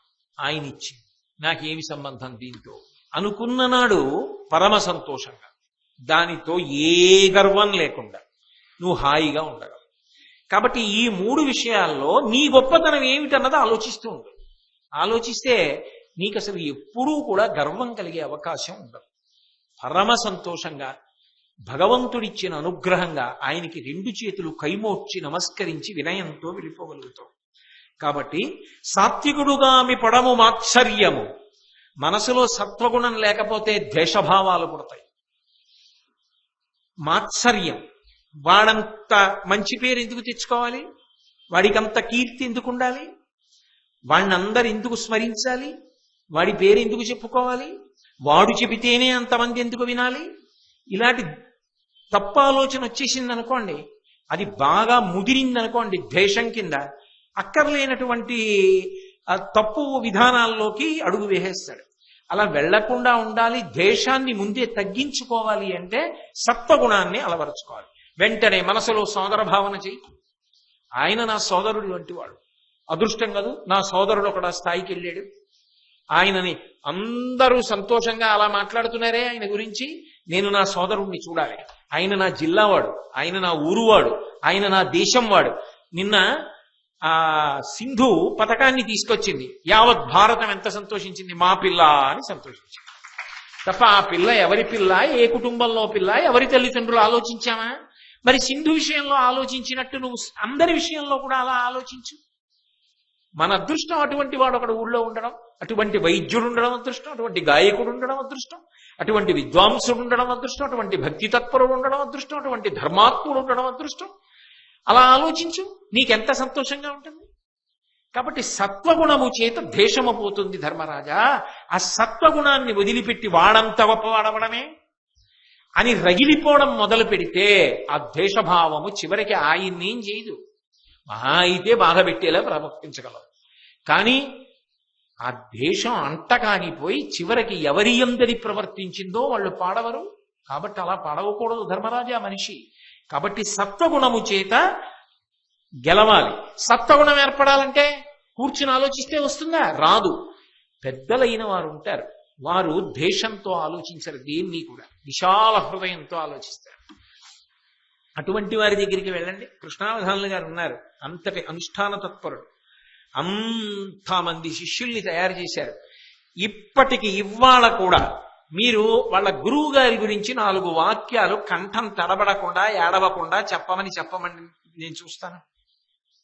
వాళ్ళ గురువు గారి ప్రసక్తి వస్తే కంఠం గాద్గదికమైపోయి, ఇంత పెద్ద ఆయనకి కళ్ళంబట నీళ్లు వచ్చేసి ముక్కు కారిపోయి కళ్ళు తుడుచుకుని ముక్కు తుడుచుకుని మాట్లాడతారు. అంటే ఆ గురువు పెట్టిన భిక్ష. ఆ గురువు గారు అందరినీ మహానుభావుడురా, ఆయన ఎంత నేర్చుకున్నాడు, ఈయనెంత నేర్చుకున్నాడు పొగుడుతుండేవారు. అందుకే మీరు అటువంటి పెద్దల దగ్గర కూర్చోండి, వాళ్ళు ఎవరిని తక్కువ చేయరు. ఎవరి పేరు చెప్పండి, ఆయన బాగా చెప్తారండి, చాలా విషయం చదువుకున్నవారు, ఆ విషయంలో ఆయన మంచి నిష్ణాతుడు, దాని యందు బాగా ప్రవేశం సాధించాడు, మంచి సాధన చేశాడంటే తప్ప ఎవరి యందు తక్కువ చూడ. అసలు ఎందులోనైనా ఏదో ఒక మంచి గుణాన్ని చూడగలవు. అటువంటి పెద్దలని సేవించును ప్రయత్నపూర్వకంగా. నీకు అలా చూడడం అలవాటు, దాని చేత దేశము పోతుంది. కాబట్టి సత్పురుషులతో సహవాసం పెట్టుకో. దాని వలన ధర్మరాజా నువ్వు ఉత్తముడవు అనే కీర్తిని పొందుతావు అని భీష్ముడు ఒక మాట అన్నాడు. నా బాధంతా ఒకటే ధర్మరాజా, ఇవన్నీ దుర్యోధనుడు యందు ఆయన సోదరుల యందున్నాయి, ఇవేవీ నీ యందు లేవు ధర్మరాజా. లేనివాడు రాకుండా చూసుకోవాలి, ఉన్నవాడు వదిలించుకోవడానికి చూసుకోవాలి. లేదన్నాడని ధర్మరాజు గర్వపడిపోకూడదు. ఉన్నాయన్నవాడు వదిలించుకోవడానికి అప్పటికింక లేడు, వాడి శరీరమే పోయింది అంటే ఆ ఉన్నవాడు ఏమైపోతాడో తెలుసుకోవాలి కదా. కాబట్టి అది మహాభారతం అంటే, అది భీష్ముని యొక్క మాట తీరంటే. అంత అద్భుతమైనటువంటి విషయాన్ని మహానుభావుడు ప్రతిపాదన చేసి తరువాత వేరొక సందర్భాన్ని కొనసాగిస్తూ అంటాడు, లోకంలో అన్నిటికన్నా చాలా దారుణాతి దారుణమైన విషయం ఏమిటో తెలుసా ధర్మరాజా? కృతజ్ఞత. మనిషి ఉపకారాన్ని పొంది ఆ ఉపకారాన్ని పొందానన్న విషయాన్ని మరిచిపోవడం ఉందే, దానికన్నా కృతజ్ఞతా దోషం లోకంలో ఇంకొకటి లేదు. అది పరమ భయంకరమైన దోషం. మనిషి యందు అది ఉండకూడదు. ఒక చిన్న ఉపకారం తెలిసి కాని తెలియక కాని ఎవరైనా చేసినట్టయితే అది ఎప్పుడూ మనసులో జ్ఞాపకం పెట్టుకుని మళ్ళీ మళ్ళీ మళ్ళీ మళ్ళీ జ్ఞాపకం తెచ్చుకొని వాళ్ళ యందు కృతజ్ఞతాభావంతో మనిషి బ్రతకాలి. నస్మరత్యపకారాణం శతమప్యాత్మవత్తయా కథంచిదుపకారేణ కృతే నైకేన తుష్యతి అంటారు వాల్మీకి మహర్షి రాముడి గురించి చెప్తూ. కథంచిదుపకారేణ, ఏదో అనుకోకుండా ఓ చిన్న ఉపకారం చేశారు ఎవరో ఒక ఆయన, అయినా రాముడు అలా తలుచుకుంటూనే ఉంటాట. అది ఆయన కృతజ్ఞత. కథంచిదుపకారేణ కృతే నైకేన తుష్యతి, ఒక్కడి చేసినా సరే అంత సంతోషించి అలా గుర్తుపెట్టుకుంటాట.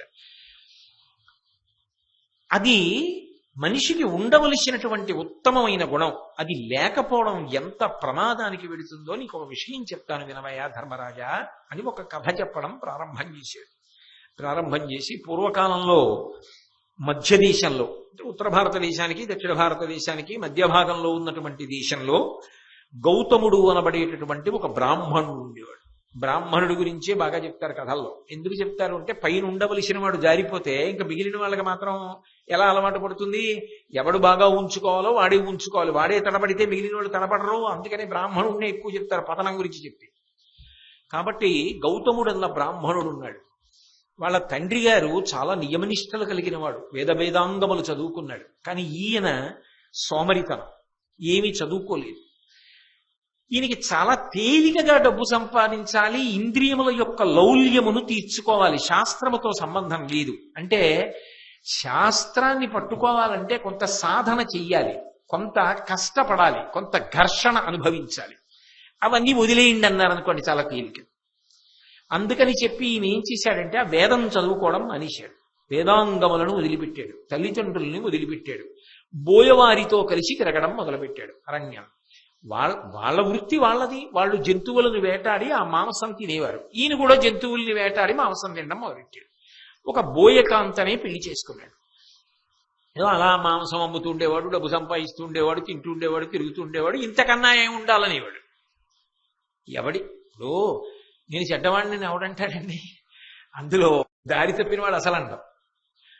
కానీ ఒక్కటి మాత్రం నిజం, దారి తప్పిన వాడు దారిలోకి వచ్చాడో వాడు పాడవడం అన్నది జీవితంలో ఖచ్చితంగా దారిలోకి వస్తాడు. రాకపోవడం అన్నది ఉండదు. భగవంతుడిచ్చిన గొప్ప వరం అది మనిషికి. అందుకే ఆయన ఆ బోయవారితో కలిసి తిరుగుతున్నాడు. ఒక రోజున ఎక్కడి నుంచో వైశ్యులు వచ్చారు, వాళ్ళు వ్యాపారం చేసుకోవడం కోసం వెళ్ళిపోతున్నారు. ఈయన కూడా వాళ్ళతో కలిసి బయలుదేరాడు. ఎందుకో బయలుదేరి వెడుతున్నాడు. ఇంతలో ఎక్కడి నుంచో అరణ్యంలో ఒక పెద్ద ఏనుగు వచ్చింది. ఆ ఏనుగొచ్చి విశృంఖలంగా అంటే స్వేచ్ఛగా అటు ఇటు పరిగెడుతూ కనపడ్డ వాళ్ళందరినీ తొండంతో పట్టుకుని గిరగిరా తిప్పి నేలకేసి కొట్టి కాలుతో తొక్కేస్తారు. అందరూ చల్లా చెదరైపోయి తలో దిక్కుకి పారిపోయారు. ఈయన తలో ఇంకో దిక్కుకు పారిపోయాడు. ఆ పారిపోవడంలో ఒక పెద్ద చెట్టు కిందకి వెళ్ళాడు. ఆ చెట్టు చుట్టూ లతలు అల్లుకుని ఉన్నాయి, వాటి నిండా పువ్వులు ఉన్నాయి. పక్కన మంచి సరోవరం ఉంది. అందులోంచి పద్మినీషండ సుగంధమారుత వశస్ఫుట సీకర సిక్త మంజరీ మండిత అన్నట్లుగా ఆ పద్మముల నుంచి మంచి సుగంధం వస్తోంది. ఆ సువాసనలు చూసి ఆనందపడే మయా శాల తీరుదాం, ఏనికి ఎక్కడా లేదులే, ఇంకో దిక్కేటో పోయిందని చెప్పి ఆ చెట్టు కింద కూర్చున్నాడు. ఇంతలో ఎక్కడి నుంచో ఒక కొంగ వచ్చింది. ఆ కొంగ నడుస్తూ వచ్చి ఆయన దగ్గరికి వచ్చి, నువ్వు బ్రాహ్మణుల్లో ఉన్నావు చూడ్డానికి, నా పేరు నాడీజంఘుడు అంటారు, నాకు రాజధర్ముడు అని ఇంకొక పేరు కూడా ఉంది, నేను కశ్యపుని యొక్క సంతానానికి చెందినదానను, నిన్ను చూస్తే నాకు చాలా ప్రేమ కలుగుతోంది, ఎందుకు ఇలా ఉన్నావు, ఎందుకు ఈ అరణ్యంలో ఇక్కడికి వచ్చి చెట్టు కింద కూర్చున్నావు అని అడిగింది. ఆయన ఉన్నదంతా యథార్థంగా చెప్పాడు. నేను పుట్టినది బ్రాహ్మణ కుటుంబంలో పుట్టాను, నా తండ్రి మంచి విద్వాంసుడు, వేదాంగములు చదువుకున్నాడు, కానీ నేను మాత్రం అన్ని వదిలిపెట్టి ఇలా అరణ్యాలు బట్టి తిరిగాను. ఇంకో ఏనుగు తొక్కడానికి వచ్చింది, అందుకని చెప్పి పారిపోయి చెట్టు కిందకు వచ్చి సేద తీరుతున్నాను. ఆ నాడీజంగుడు కొంగ ఒక అద్భుతమైన విషయాన్ని చెప్పి, కాబట్టి నువ్వు దారిద్ర్యంతో బాధపడుతున్నావు, చాలా కష్టంలో ఉన్నావు, నీకేదైనా ధనం కావాలి, అందుకు కదూ నువ్వు ఆ వెడుతున్న వైశ్య బృందం వెనకాతల బయలుదేరావు ఆ వర్తకుల వెంట. నేను నీకు ఒక మాట చెప్తాను విను. మిత్రుండును రజతము కనకము బుద్ధియును 4 కారణములు మర్చుని దారిద్ర్యము వాయుటకని దేవగురుండు చెప్పెనన్నిటిలోనన్. దేవగురువైనటువంటి బృహస్పతి ఒక మాట చెప్పాడు. మర్చుడు అంటే ఈ లోకంలో పుట్టినటువంటి మనుష్యుని యొక్క దరిద్రం పోవాలి అంటే 4 చేత పోతుంది. మొదటిది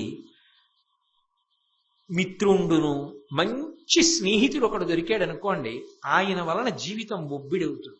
మంచి స్నేహితుడైతే అటువంటి వాడు ఉంటే జీవితంలో ఊంచుకుని స్థిరపడడానికి అవకాశం లభిస్తుంది. 2 రజతము, బాగా వెండి లభించిందనుకోండి దరిద్రం తీరుతుంది. ఇంకా దానికి పెద్ద వివరణ ఎందుకండి. కనకము, చాలా బంగారం ఉందనుకోండి దరిద్రం తీరుతుంది. బుద్ధియు, ఒక్క ఆలోచన జీవితాన్ని మార్చేస్తుంది. మంచి బుద్ధి, మంచి ఆలోచన ఏదో ఏర్పడింది అనుకోండి, జీవితం పెద్ద మలుపు తిరిగి అనుకోకుండా ఏదో చేయడం మొదలుపెట్టాడు, కలిసి వచ్చింది, వృద్ధిలోకి వచ్చాడు. ఒక ఆలోచన మనిషిని మారుస్తుంది. ఈ 4 దరిద్రాన్ని తీర్చగలిగినవి. ఎంత గొప్పగా మాట్లాడతారో నిజంగా. అయితే ఇందులో మొదటి స్థానం ఎవరికి ఇచ్చారంటే మిత్రుడికి ఇచ్చారు. ఏమీ లేని వాడికి బంగారం ఎక్కడి నుంచి వచ్చేస్తుంది, వెండి ఎక్కడి నుంచి వచ్చేస్తుంది, మంచి ఆలోచన ఎక్కడి నుంచి వచ్చేస్తుంది. దరిద్రంలో ఉన్నవాడికి ఎంతసేపు నేను ఈ బాధల్లో ఉన్నానని మగ్గిపోతుంటాడు తప్ప ఆలోచించగలిగినంత అవకాశం ఉండదు. కానీ అప్పుడు ఉద్ధరించగలిగిన వాడు ఎవరంటే మిత్రుడి. అందుకని ఒక మిత్రుడు, అలాగే ఒక మంచి బంగారు రాశి, వెండి ఆలోచన, ఈ 4 మార్చగలం. నిన్ను నేను స్నేహితుడిగా స్వీకరిస్తున్నాను. బ్రాహ్మణుడు, చాలా కష్టంలో ఉన్నావు, నేను నీకు ఒక ఉపాయం చెప్తాను, చెయ్యి. ఇక్కడికి దగ్గరలో మధువ్రజము అని ఒక పట్టణం ఉంది. ఆ వ్రజము అన్న పట్టణం దగ్గరలోని వ్యావహారికంగా అంటున్నాను కానీ కొంచెం దూరంగా ఉంటుంది. దానికి ఒక రాక్షస ప్రభు ఉన్నాడు, ఆయన పేరు విరూపాక్షుడు. ఆయనకి నాతో మీదు మిక్కిలి స్నేహం, నేనంటే చాలా ఇష్టం. ఇలా నీకు ఒక దగ్గర త్రోవ చెప్తాను, ఆ త్రోవలో వెళ్ళి ఆ త్రోవలో ఆయనని కలుసుకుంటే నీకు ఆయన ఒక గొప్ప అనుగ్రహం చేస్తాడు. నా స్నేహితుణ్ణి అని చెప్తే నీకు కావలసినంత ఐశ్వర్యం ఇస్తాడు.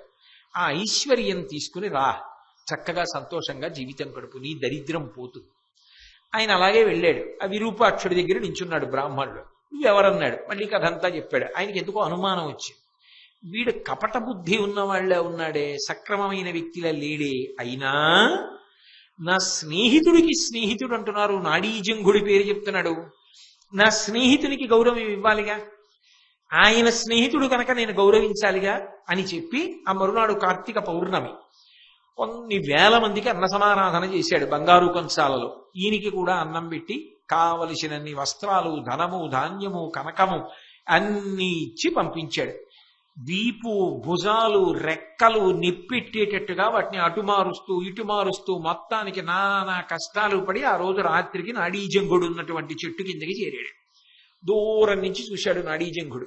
గబగబా వచ్చి, మిత్రమా, నా స్నేహితుడు నీకు ఇచ్చాడా, రావోయ్ అని, పాపం బడలిపోయినట్టున్నావు అని తన పెద్ద పెద్ద రెక్కలతో విసిరి గాలి వచ్చేటట్టుగా చేసి, విశ్రాంతి తీసుకో, చీకటి పడిపోయింది, ఇంత ధనం ఉంది కదా, ప్రమాదం, రేపు పొద్దున్న విడుదువు గానివి అని సేద తీర్చి ఆహారం పెట్టి పడుకోబెట్టాడు. తాను పడుకున్నాడు నాడీజంగుడు కొంగ. ఈయన ఆలోచించాడు బ్రాహ్మణుడు, ఏమని, రేపు ఈ ధనమంతా పట్టుకు బయలుదేరాలి, మళ్ళీ ఆకలేస్తుంది, ఎక్కడ పెట్టి ఆహారం కోసం వెళ్ళను, ఎవడైనా ఎత్తుకుపోడు, ఇంత ధనం పట్టుకెడుతున్నప్పుడు కాస్త ఆహారం కూడా పట్టుకుపోతే ఎక్కడ ఆకలిస్తే అక్కడ తినేయచ్చు, అంటే క్యారేజీ పట్టుకుపోదాం అని. కాబట్టి ఆయన దేనికి అలవాటు పడ్డాడు, ఆ వేటాడి మాంసం తినడానికి అలవాటు పడ్డాడు. ఆయన పక్కకి తిరిగి చూశాడు, ఈ కొంగ కనపడి, మంచి బలిసి ఉంది కొంగ, దీన్ని చంపేసి పట్టుకుపోతే అయిపోలా అని ఒక బడిత చేత్తో పట్టుకుని నిద్రపోతున్నటువంటి కొంగ తల మీద మోదాడు, మరణించి. వెంటనే ఏదో దాని ఈకలు పీకేశాడు, దాని శరీరం అంతా ఛిద్రం చేసేశాడు, మాంసం తీశాడు, ముక్కలు కోసుకున్నాడు, మూట కట్టుకున్నాడు. మరునాడు తెల్లవారుదామనే ఇక్కడ దుర్వాసన వస్తోంది, కొంగని చంపాను కదా, ఎవరైనా వస్తారో ఏమిటో, రాజు తెలిసిందంటే నన్ను పట్టుకుంటాడు, ఎందుకు వచ్చిన కూడా బాబా వెళ్ళిపోదామని చెప్పి ఆ ధనమంతా మూటలు విప్పి తిరిగి వెళ్ళిపోతున్నాడు. ఆ రాజుకు అనుమానం వచ్చింది, వీడికి ఇంత ధనం ఇచ్చాను కదా, నాడీజంగుడికి ఏమీ ప్రమాదం చేయలేదు కదా, వీడు ఎన్ని పుచ్చుకుని ఎందుకో మనిషి కపటంతో కనపడుతున్నాడు అని వెళ్ళి తన స్నేహితుడిని చూసి రమ్మని భటుల్ని పంపాడు. వాళ్ళు వచ్చేటప్పటికే ఆ నాడీజంగుడు ఏకలు అవి ఉన్నాయి అక్కడ. వచ్చి రాజుకు చెప్పారు, వాడు ఎంతో దూరం వెళ్ళడు, పాదముద్రలు చూసి పట్టుకోండి అన్నాడు. ఎందుకంటే బరువు ధనంతో వెళ్తున్నాడు.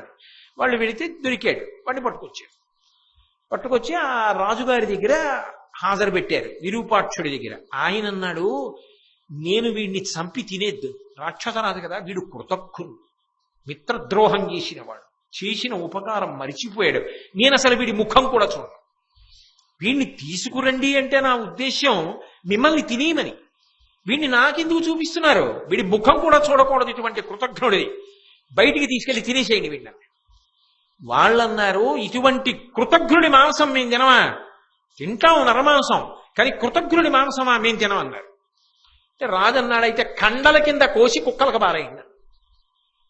ఆయన కండలు కోసి నెత్తురు గారుతుండగా తీసుకెళ్లి క్రూరమైన కుక్కల మూక ఉన్న చోట తోసేశారు. ఆ కుక్కలన్నీ మీద పడ్డాయి. ఆ వాసన చూసి వీడు కృతజ్ఞుడు, రావిడి మాంసం ముట్టకూడదని వెళ్ళిపోయి, కృతజ్ఞుడి మాంసాన్ని కుక్కలు ముట్టలేదు ధర్మరాజా, అది కథ అన్నాడు భీష్ముడు. అని ఆ తరువాత ఏదో ఆ కుక్కలు వచ్చి అలాగే పడున్నాడు, మరి ఒళ్ళంతా కోసేశారుగా అక్కడ పడున్నాడు. ఈలోగా పాపం ఆయన బాధపడ్డాడు, ఒక డొక్క దొరికింది ఆ కొంగది, నాడీజంగుడిది. ఆ డొక్కకే అంత్యేష్టి సంస్కారం చేస్తూ చితి మీద పెట్టి అగ్నిని వెలిగిస్తున్నాడు. ఇంద్రుడు వచ్చాడు. వెంటనే ఈ విరూపాక్షుడన్న రాక్షసరాజు ఆ ఇంద్రుడి కాళ్ల మీద పడి, నాకు అత్యంత స్నేహితుడయ్యా నాడీజంగుడు, నీకు తెలుసు కదా, ఎలాగైనా బ్రతికించవయ్యా ఆయన్ని, నాకు ఆ స్నేహితుడంటే మిక్కిలి ముచ్చట అని అడిగాడు. ఆయన ఓ మాట అన్నాడు.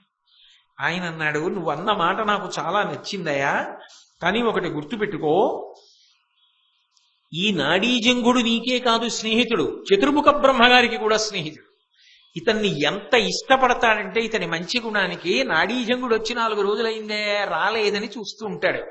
ఇతని ఇలా మరణించడం ఒప్పుకుంటాడా బ్రహ్మగారు, కాబట్టి బెంగ పెట్టుకోకు, బతుకుతాడులే అన్నాడు. ఈలోగా అగ్ని సంస్కారం చేశారు. ఆ ఉన్న డొక్క కూడా కాలిపోవాలి.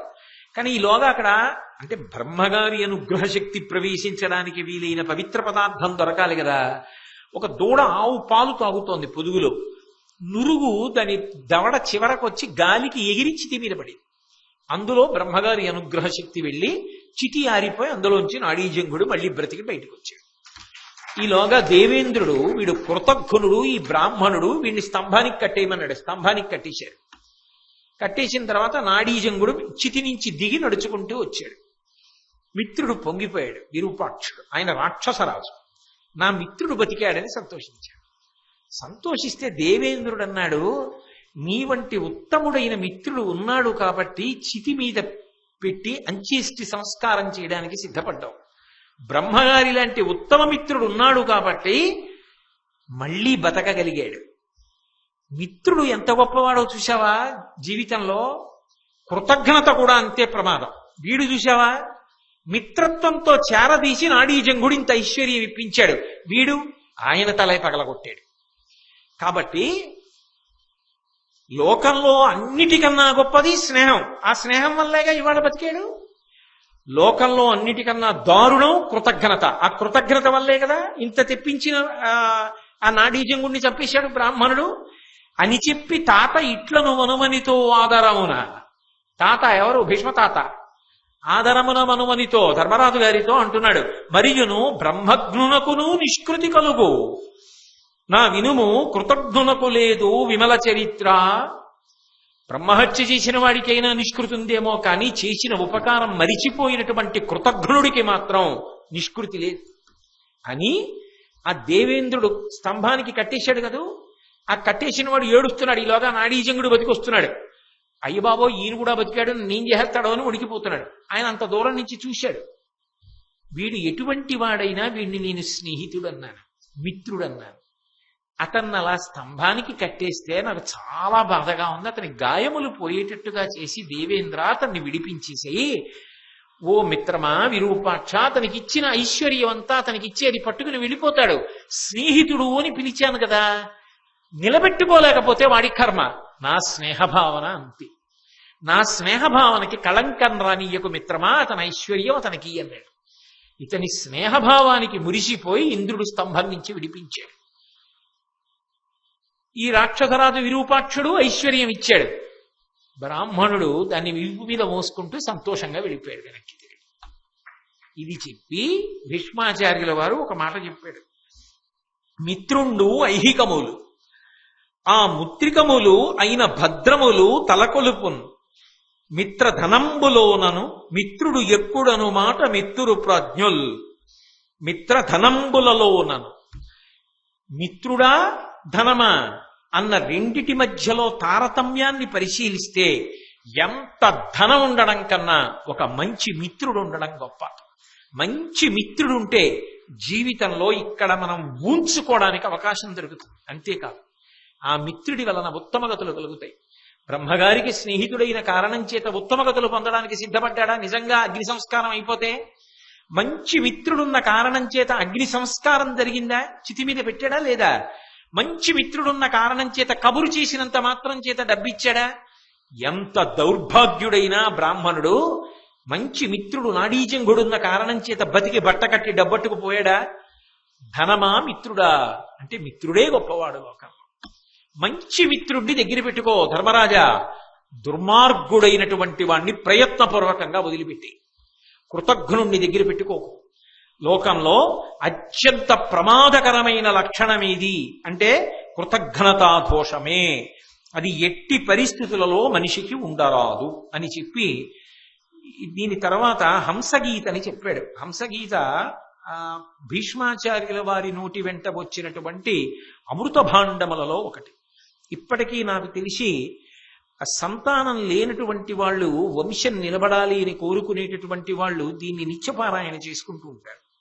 నేను మీకు కేవలం అందులో ఉన్న వైభవాన్ని చూపించడానికి చెప్తున్నాను, కానీ నిజానికి ప్రతి పద్యాన్ని ఒక్కొక్క రోజు వ్యాఖ్యానం చేయవలసినటువంటి విషయాలు, అంత గంభీరమైన విషయాలు. పరిచయం కోసం మీకు ఒక్కసారి ఆ హంసగీత వైభవాన్ని చూపిస్తారు.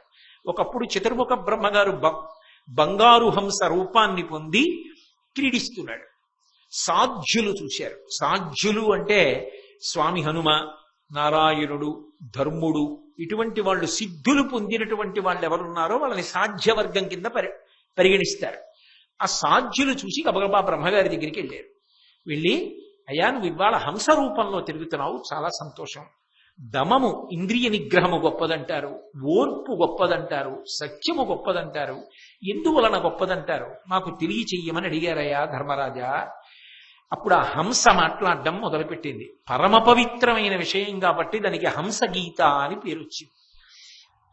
క్షమయును దమమును సత్యము అమేయ మహిమాస్పదంబులన విందుము ధర్మంబులందెల్లను అభివర్ణ్యములు అవి హృద్గ్రంథి భేదన ప్రౌఢంబుల్.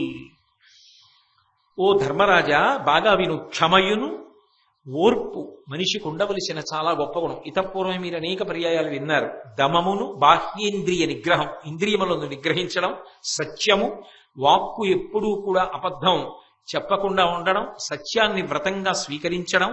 అమేయ మహిమాస్పదంబులన విందుము, వాటి యొక్క గొప్పతనం ఇంత అంతా అని చెప్పడం ఎవరికీ సాధ్యం కాదు. ధర్మములందెల్లను అభివర్ణ్యములవి, ధర్మాలన్నింటిలోకి చాలా చాలా గొప్పవి ఏవి అంటే ఈ మూడే. ఇంద్రియములను నిగ్రహించడం అంటే చెడు వైపుకి ఇంద్రియములు వెళ్ళిపోకుండా అరికట్టగలగడం, ఓర్పు పట్టగలగడం, సత్యాన్ని పలకడం, ఇవి చాలా చాలా గొప్పవి. అవి హృద్గ్రంథి భేదన ప్రౌఢంబుల్, హృదయమునకు సంబంధించినటువంటి అజ్ఞాన గ్రంథి విడిపోయేటట్టుగా చెయ్యగలిగినవి. అంత గొప్ప గుణములు. ఆ మూడు గుణములను పాటించాలి మనిషి అని పరమర్మ భేదులును నయ విరహితములు ధర్మ కార్య విముఖంబులు నిష్ఠురములునగు మాటలు సత్పురుషుండాడవి సత్యములుగా కునికిన్. సత్పురుషులైనటువంటి వారి యొక్క నోటి వెంట మూడు గుణములు కలిగినటువంటి మాటలు ఎన్నడూ రావు. ఎందుకని అంటే ఆ 3 గుణములతో కూడుకున్న వాక్కు అయ్యుంటే అది అసత్యమవుతుంది తప్ప సత్యము కాదు. సత్యమైతే ఆ 3 అందులో ఉండడానికి అవకాశం లేదు. పాలంటే పాలే, విషం అంటే విషమే, అంతే. ఏ 3 గుణములు ఉంటే అది గొప్ప వాక్కు సత్యము అంటారో దాని యందు ఈ 3 గుణముల స్పర్శ ఉండదు. ఏ 3 గుణములు అంటే పరమర్మ భేదులను, ఏ మాటలు విన్న కారణం చేత ఎవరిని ఉద్దేశించి మీరు ఆ మాటలు మాట్లాడారో వారు ప్రాణమే పోయినంత బాధపడతారో, తాము చనిపోయాక తాను బాధపడడుగా ఇంకా, కానీ తన మరణము తనకి అనుభవంలోకి వచ్చిన తరువాత తానెంత బాధపడాలో అంత బాధపడవలసినటువంటి మాటలు మాట్లాడడం సత్యము ఒక్కనాటికి కాదు. సత్యం అలా మాట్లాడడానికి అవకాశం ఉండదు, అసలు సత్యం అలా మాట్లాడరు. కాబట్టి అటువంటి మాటలు నయ విరహితములు. అసలు ఆ మాటలలో నీతి అన్న స్పర్శ ఉండదు. ఇలా మాట్లాడచ్చా అన్న ఆలోచనే ఉండదు. అటువంటి నయ విరహితములు, నీతి లేని మాటలు, ధర్మ కార్య విముఖంబులు. ఆ మాటలు, ఆ చేష్టితములు లేదా అవి అనుకరించదగినవి, అవి పాటించదగినవి, ధర్మమును ఉద్దీపింపచేసేవి కాకుండా ఉంటాయి, ధర్మమును పాడు చేసేవిగా ఉంటాయి. అప్పుడు అవి సత్యము అని చెప్పడం అవకాశం ఉండదు. ఈ 3 గుణములు ఏ వాక్కు ఎందున్నాయో అది అసత్యమే అని నువ్వు కళ్ళు మూసుకు చెప్పచ్చు ధర్మరాజా. ఏ 3 గుణములు ఉంటే బాగా గుర్తుపెట్టుకోండి. మీరు ఎవరిని ఉద్దేశించి మాట్లాడారో వారి ప్రాణము పోయినంత బాధ అవి కల్పిస్తే. 2, ఏ మాట మాట్లాడారో అటువంటి మాట నీతిని విడిచిపెట్టినదైతే. 3, ఏ మాట మాట్లాడారో అది ధర్మమునకు కట్టుబడినది కాకపోతే అది సత్యము ఒక్కనాటికి కాదు, అది అసత్యమే. కాబట్టి నువ్వు ఈ 3 గుణముల యొక్క స్పర్శ ఉన్నది సత్యము కాదని గుర్తుపట్టవచ్చు. అందుకే మహాత్ములైన వారి మాటలు, సాధు పురుషుల మాటలు అసలు అటువంటివి ఉండవు. ఎందుకుండవు అంటే వాళ్ళు అసత్యములు మాట్లాడరు కనుక ఈ 3 గుణములు వారి మాటలలోకి చేరవు. అలాగే జనములు తనను అవమానించిన నిందించినను మారుసేయక సైరించిన శాంతాత్ముడు వారలములు చేసిన ఎట్టి సుకృతముల నాచికొను. ఒకడు ఒక గొప్ప గుణాన్ని సంపాదించుకున్నాడు, దానికి ఈశ్వరుడు అనుగ్రహం ఏమిటి అంటే ఏమిటి ఆ గొప్ప గుణం? ఓర్పు. ఏమిటి ఆ ఓర్పు? ఎక్కడ పడతాడైనా? ఆ సజ్జనుడి యొక్క గొప్పతనం ఎక్కడుంది అంటే జనములు తను అవమానించిన, నిష్కారణంగా అవమానించారు, నిందించినను, తనని నింద చేసిన, తనని విమర్శ చేసిన, తక్కువ చేసి మాట్లాడిన, అనకూడని మాటలన్నా మారుసేయక సైరించిన శాంతాత్ముడు. తాను అలా మాట్లాడకుండా, తాను అలా ప్రవర్తించకుండా ఎవరు ప్రశాంతతకి కట్టుబడి, ధర్మానికి కట్టుబడి నిలబడిపోయాడు వాడు శాంతాత్ముడండి అని ఈశ్వరుడు వదిలేయడమేనా?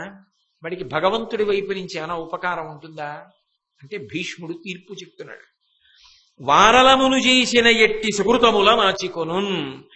ఎవరు సత్పురుషుణ్ణి అలా అన్నారో, అన్నా కూడా ఆయన అంత శాంతంగా ఉన్నాడో, ఆయనకి అవతల వాళ్ళు చేసిన పుణ్యములు ఏమైనా ఉంటే అవన్నీ ఈయన ఖాతాలోకి తీసుకొచ్చేస్తారు. ఓర్పు వలన పరమేశ్వరుడిచ్చే కానుక అంత గొప్పది. అవతల వారు చేసిన పుణ్యములన్నీ కూడా ఓర్పు పట్టిన శాంతునకు వెళ్ళిపోతాయి.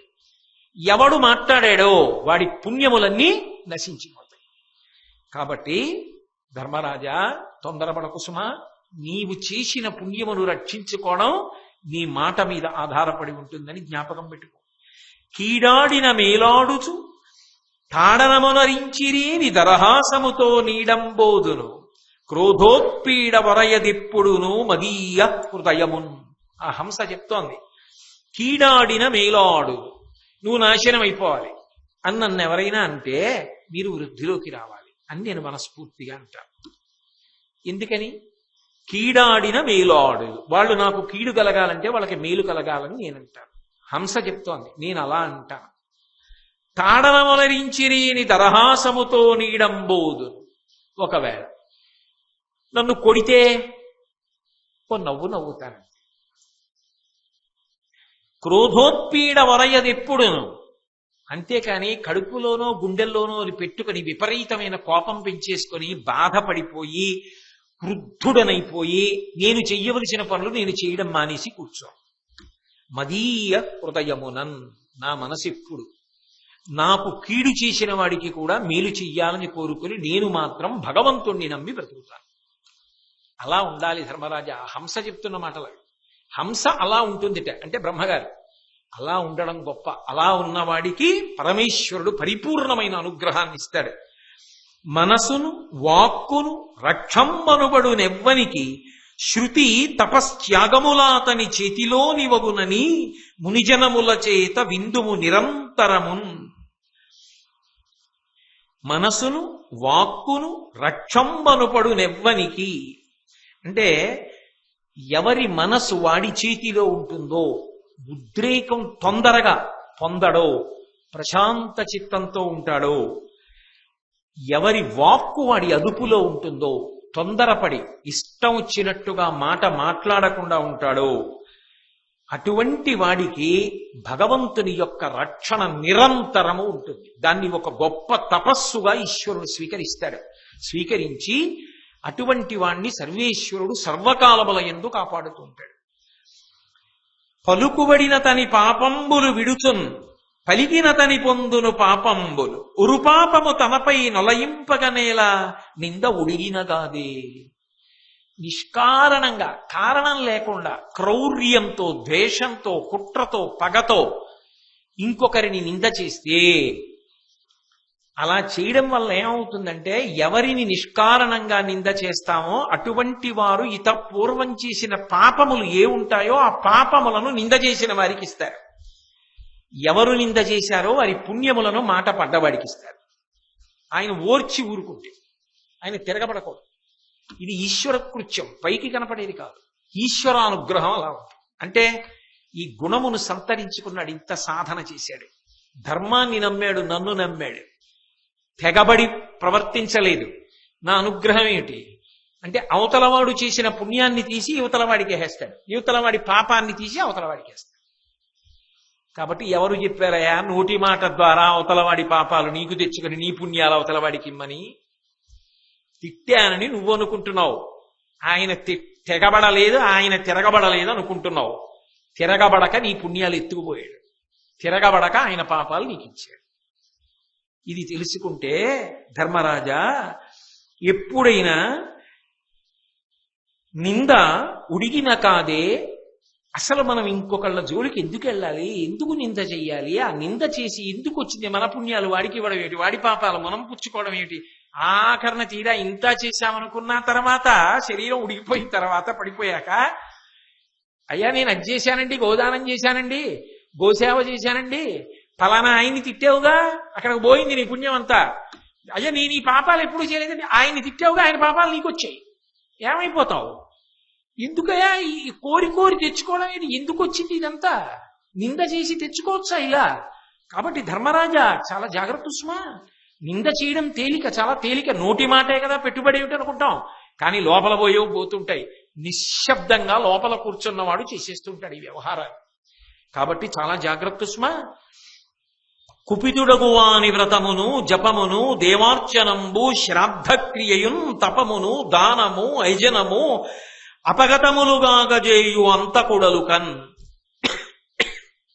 విపరీతమైనటువంటి కోప స్వభావం ఎవరికి ఉంటుందో అటువంటి వాడు చేసినటువంటి వ్రతాలు, అటువంటి వాడు చేసిన జపం, అటువంటి వాడు చేసిన పూజ, అటువంటి వాడు పెట్టిన శ్రాద్ధములు, అటువంటి వాడు చేసిన తపస్సు, అటువంటి వాడు చేసిన దానం, అటువంటి వాడు చేసినటువంటి ఏదో భోజనాదులు పెట్టినటువంటి ప్రక్రియ లేదా యజ్ఞయాగాదులు చేసినటువంటి ఫలితం యమధర్మరాజు గారు తీసేస్తాడు. ఎందుకు తీసేయడం? పాపం అంత కష్టపడి చేసుకున్నాడు కదా. అంటే మీరు ఒకటి గుర్తుపెట్టుకోండి, ఎందుకు తీసేస్తాడో తెలుసా? ఈశ్వరుడు మహాకోపధారి. ఇవి చేశాడు, గొప్ప పుణ్యం వెళ్ళింది. ఇప్పుడు ఈ పుణ్యాన్ని అడ్డు పెట్టుకుని అపారమైన కోపం కదా, చిన్న తప్పుకి పెద్ద పెద్ద మాటలతో శాపాలు ఇచ్చేసి అవతల వాళ్ళని పాడు చేస్తాడు ఈ పుణ్య బలంతో. కాబట్టి ఆ పుణ్య బలం ఉంటే దాని వలన వచ్చేటటువంటి భోగముల ద్వారా సమాజాన్ని పాడు చేస్తాడు తన కోపంతో. అందుకని వాడి దగ్గర ఉండడానికి వీల్లేదు, కోపం అన్నమాట. కోపం అన్నది అత్యంత ప్రమాదం. అందుకని వాడి దగ్గర ఆ ఫలితం లేకుండా చేసేస్తాడు యముడు. అందుకని ఇవన్నీ ఏవి చేస్తున్నాడో, వ్రతములు చేయనివ్వండి, జపం చేయనివ్వండి, దేవతార్చన చేయనివ్వండి, శ్రాద్ధక్రియ చేయనివ్వండి, పూజ చేయనివ్వండి, తపస్సు చేయనివ్వండి, దానం చేయనివ్వండి, యజ్ఞం చేయనివ్వండి, దాని వలన వచ్చేటటువంటి పుణ్యాన్ని వెంటనే అధర్మరాజు గారు తీసేస్తుంటాడు. కోపము వలన సమాజము పాడైపోతుంది కనుక, కోపమున్న వాడి దగ్గర ఇవన్నీ ఉండడం ప్రమాదం కనుక ఈశ్వరుడు దాన్ని ఉండనివ్వడు. అది తెలుసుకున్న నాడు చెయ్యడం ఎంత ముఖ్యమో, వాటిని రక్షించుకోవడం అంత ముఖ్యం. ఇల్లు కట్టుకోవడం ఎంత ముఖ్యమో, ఇంటిని రక్షించుకోవడం అంత ముఖ్యమా? కష్టపడి రాసుకోవడం ఎంత ముఖ్యమో, రాసుకున్న పుస్తకాన్ని జాగ్రత్తగా పెట్టుకోవడం అంత ముఖ్యమా? కష్టపడి వచ్చి కూర్చుని వినడం ఎంత ముఖ్యమో, విన్నదాన్ని జ్ఞాపకం పెట్టుకోవడం అంత ముఖ్యమా? చేసుకున్న పుణ్యం ఎంత ముఖ్యమో, పుణ్యం పోగొట్టుకోకుండా చూసుకోవడం అంత ముఖ్యమా? అయినప్పుడు ఇతరుల్ని నింద చేయమని ఎవడు చెప్పాడు, కోపం పెట్టుకోమని ఎవడు చెప్పాడు? ఈ రెండూ జాగ్రత్తగా పరిశీలించుకోకపోతే ఉంటాయా? పెనం మీద నీటి బొట్టు ఆవిరైపోతాయి, కాలిన పెనం మీద నీటి బొట్టు కదా, లేకపోతే మళ్ళీ అదో దోషం వస్తుంది. కాబట్టి ధర్మరాజా జాగ్రత్త, ఇవి చాలా జాగ్రత్తగా జ్ఞాపకం పెట్టుకోవచ్చుమా. ఇక మాట గురించి నీకు ఒక మాట చెప్తా. పలుకకయుండుట కంటె తగ పల్కుట మేలు, వినుండు సత్యమం పలుకుట, ధర్మ మార్గమున పల్కుట, సర్వజన ప్రియంబుగా పలుకుట, యోలి నిక్కుడగు భంగులు వీని విరింగి యుండుమై పలుకక, నాలుగు చందముల పల్కక మెత్తురువాని దేవతల్. మాట్లాడేటప్పుడు ఎప్పుడూ కూడా ధర్మరాజా 4 విషయాలు జ్ఞాపకం పెట్టుకో. మాట్లాడకుండా ఉండడం మంచి పద్ధతి కాదు. ఎప్పుడూ మాట్లాడకుండా కూర్చోకూడదు, మౌనంగా మాట్లాడాలి. మొట్టమొదటి విషయం, భగవంతుడిచ్చిన గొప్ప ఉపకరణం అది. అయినప్పుడు మాట్లాడాలి. లేనప్పుడు నీ అనుభవం ఎందుకు పనికొస్తుంది? అసలు ఏమీ మాట్లాడకుండా ఎప్పుడు ముంగిలే కూర్చుంటానంటే కుదరదు. ఎవరో రమణ మహర్షి లాంటి భగవాన్ రమణులు, అరుణాచల భగవాన్ రమణుల వంటి వారికి చెల్లింది అది. కాబట్టి ఎందుకంటే వారు తమలో తాము రమిస్తూ ఉంటారు. ఆ స్థాయికి వెళ్లకుండా ఎందుకంత మౌనం? మాట్లాడాలి. కాబట్టి మాట్లాడు. మౌనంగా ఉండడం కన్నా మాట్లాడడం మంచిది. కానీ సత్యము పలుకుట, మాట్లాడమన్నాం కదా అని అసత్యాలు మాట్లాడకు, సత్యం మాట్లాడు. అలాగే ధర్మ మార్గమున పలుకుట, ధార్మికంగా మాట్లాడు. సర్వజన ప్రియంబుగా పలుకుట, అందరూ సంతోషించేటట్టుగా మాట్లాడు. ఇతరుల యొక్క అజ్ఞానం పోయేటట్టు, వాళ్ళకేదో మేలు జరగడం కోసం మాట్లాడు. ఈ 4 నీ వాక్కునకు ఉంటే దేవతలందరూ కూడా సంతోషిస్తారు. వాక్కునకు ఈ దోషములు లేకుండా చూసుకో అని. ఎవ్వడు రమించునొక్కడ ఎవ్వడు పెక్కెండ్ర ప్రీతి నిసగగ చేయున్, ఇవ్వటిలు నెవ్వనికి బలమెవ్వడు కలహంబు వెంటకెంతయు తొలగున్.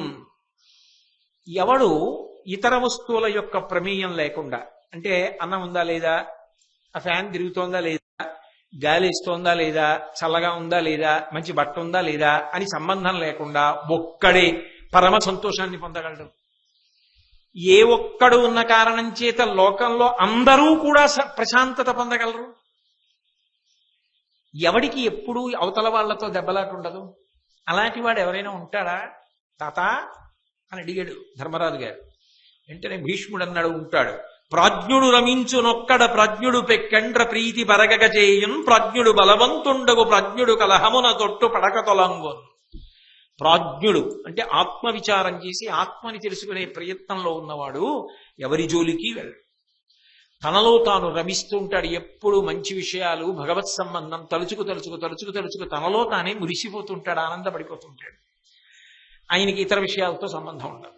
ప్రాజ్ఞుడు పెక్కెండ్ర ప్రీతి బరగగ చేయున్, అటువంటి వాడు ఎక్కడుంటాడో అక్కడ అందరికీ సంతోషం. అంతేకాదు ప్రాజ్ఞుడు బలవంతుండగు, ఎప్పుడు భగవంతుడి గురించి ఆలోచిస్తూ ఉంటాడు కాబట్టి ఆయనకి రక్ష భగవంతుడే, కాబట్టి ఆయన కన్నా బలవంతుడు ఉంటాడు. కాబట్టి ప్రాజ్ఞుడు కలహమున తొట్టు పడక తొలగును. ఆయన ఆ ప్రాజ్ఞుడైన వాడున్నాడే, ఆయన కలహము జోలికి వెళ్ళడు. ఎందుకంటే ఆయన అసలు ఎవరితోనూ దెబ్బలాట పెట్టుకునే ప్రయత్నం చేయడు. వాడు వినడు అనుకున్నాడు అనుకోడు, ఊరుకుంటాడు. వింటాడు, చెప్తాడు. విన్నాడు, పాటించలేదు, చెప్పడం నా కర్తవ్యం, చెప్పాను, మళ్ళీ చెప్పండి, ఇంకోసారి చెప్తాను, మీరు చెప్పిందంతా చెత్తండి, చాలా సంతోషం అండి, తప్ప ఆయన ఏం గొడవకెళ్ళడు. ఎవరికి నచ్చినట్టు వాళ్ళకు ఉంటుంది. ఒక్క వంకాయ కూర ఇంట్లో ఉన్న వాళ్ళందరికీ నచ్చదు. నేను ఎక్కడో ఒకసారి మా అబ్బాయిని చేర్చడానికి ఓ కాలేజీకి వెళ్ళాను. ఆ మెస్లోకి వెడితే అక్కడ బోర్డు ఉంది, దాని మీద ఏమని రాశారంటే ఈ ప్రపంచమునందు ఏ వంటవాడు అందరి రుచులను తీర్చలేడు అని రాశాడు. నాకు చాలా గొప్పగా అనిపించింది. మెస్సలో పెట్టాడురా అంటే, వేసిన పప్పు వీడికి నచ్చుతుంది, వాడికి నచ్చదు. కూర వీడికి నచ్చుతుంది, వాడికి నచ్చదు. పచ్చడి వీడికి నచ్చుతుంది, వాడికి నచ్చదు. ఏ వంటవాడేమిటి? ఇంట్లో ఇల్లాలు వండింది భర్తకి పిల్లలకి అందరికీ సమానంగా నచ్చకపోవచ్చు కదా.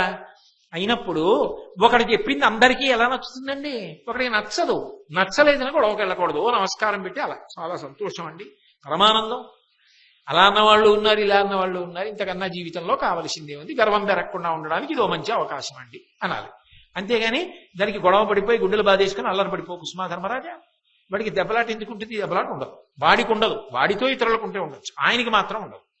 కాబట్టి ప్రాజ్ఞుడు కలహమున తొట్టుపడక తొలంగున్.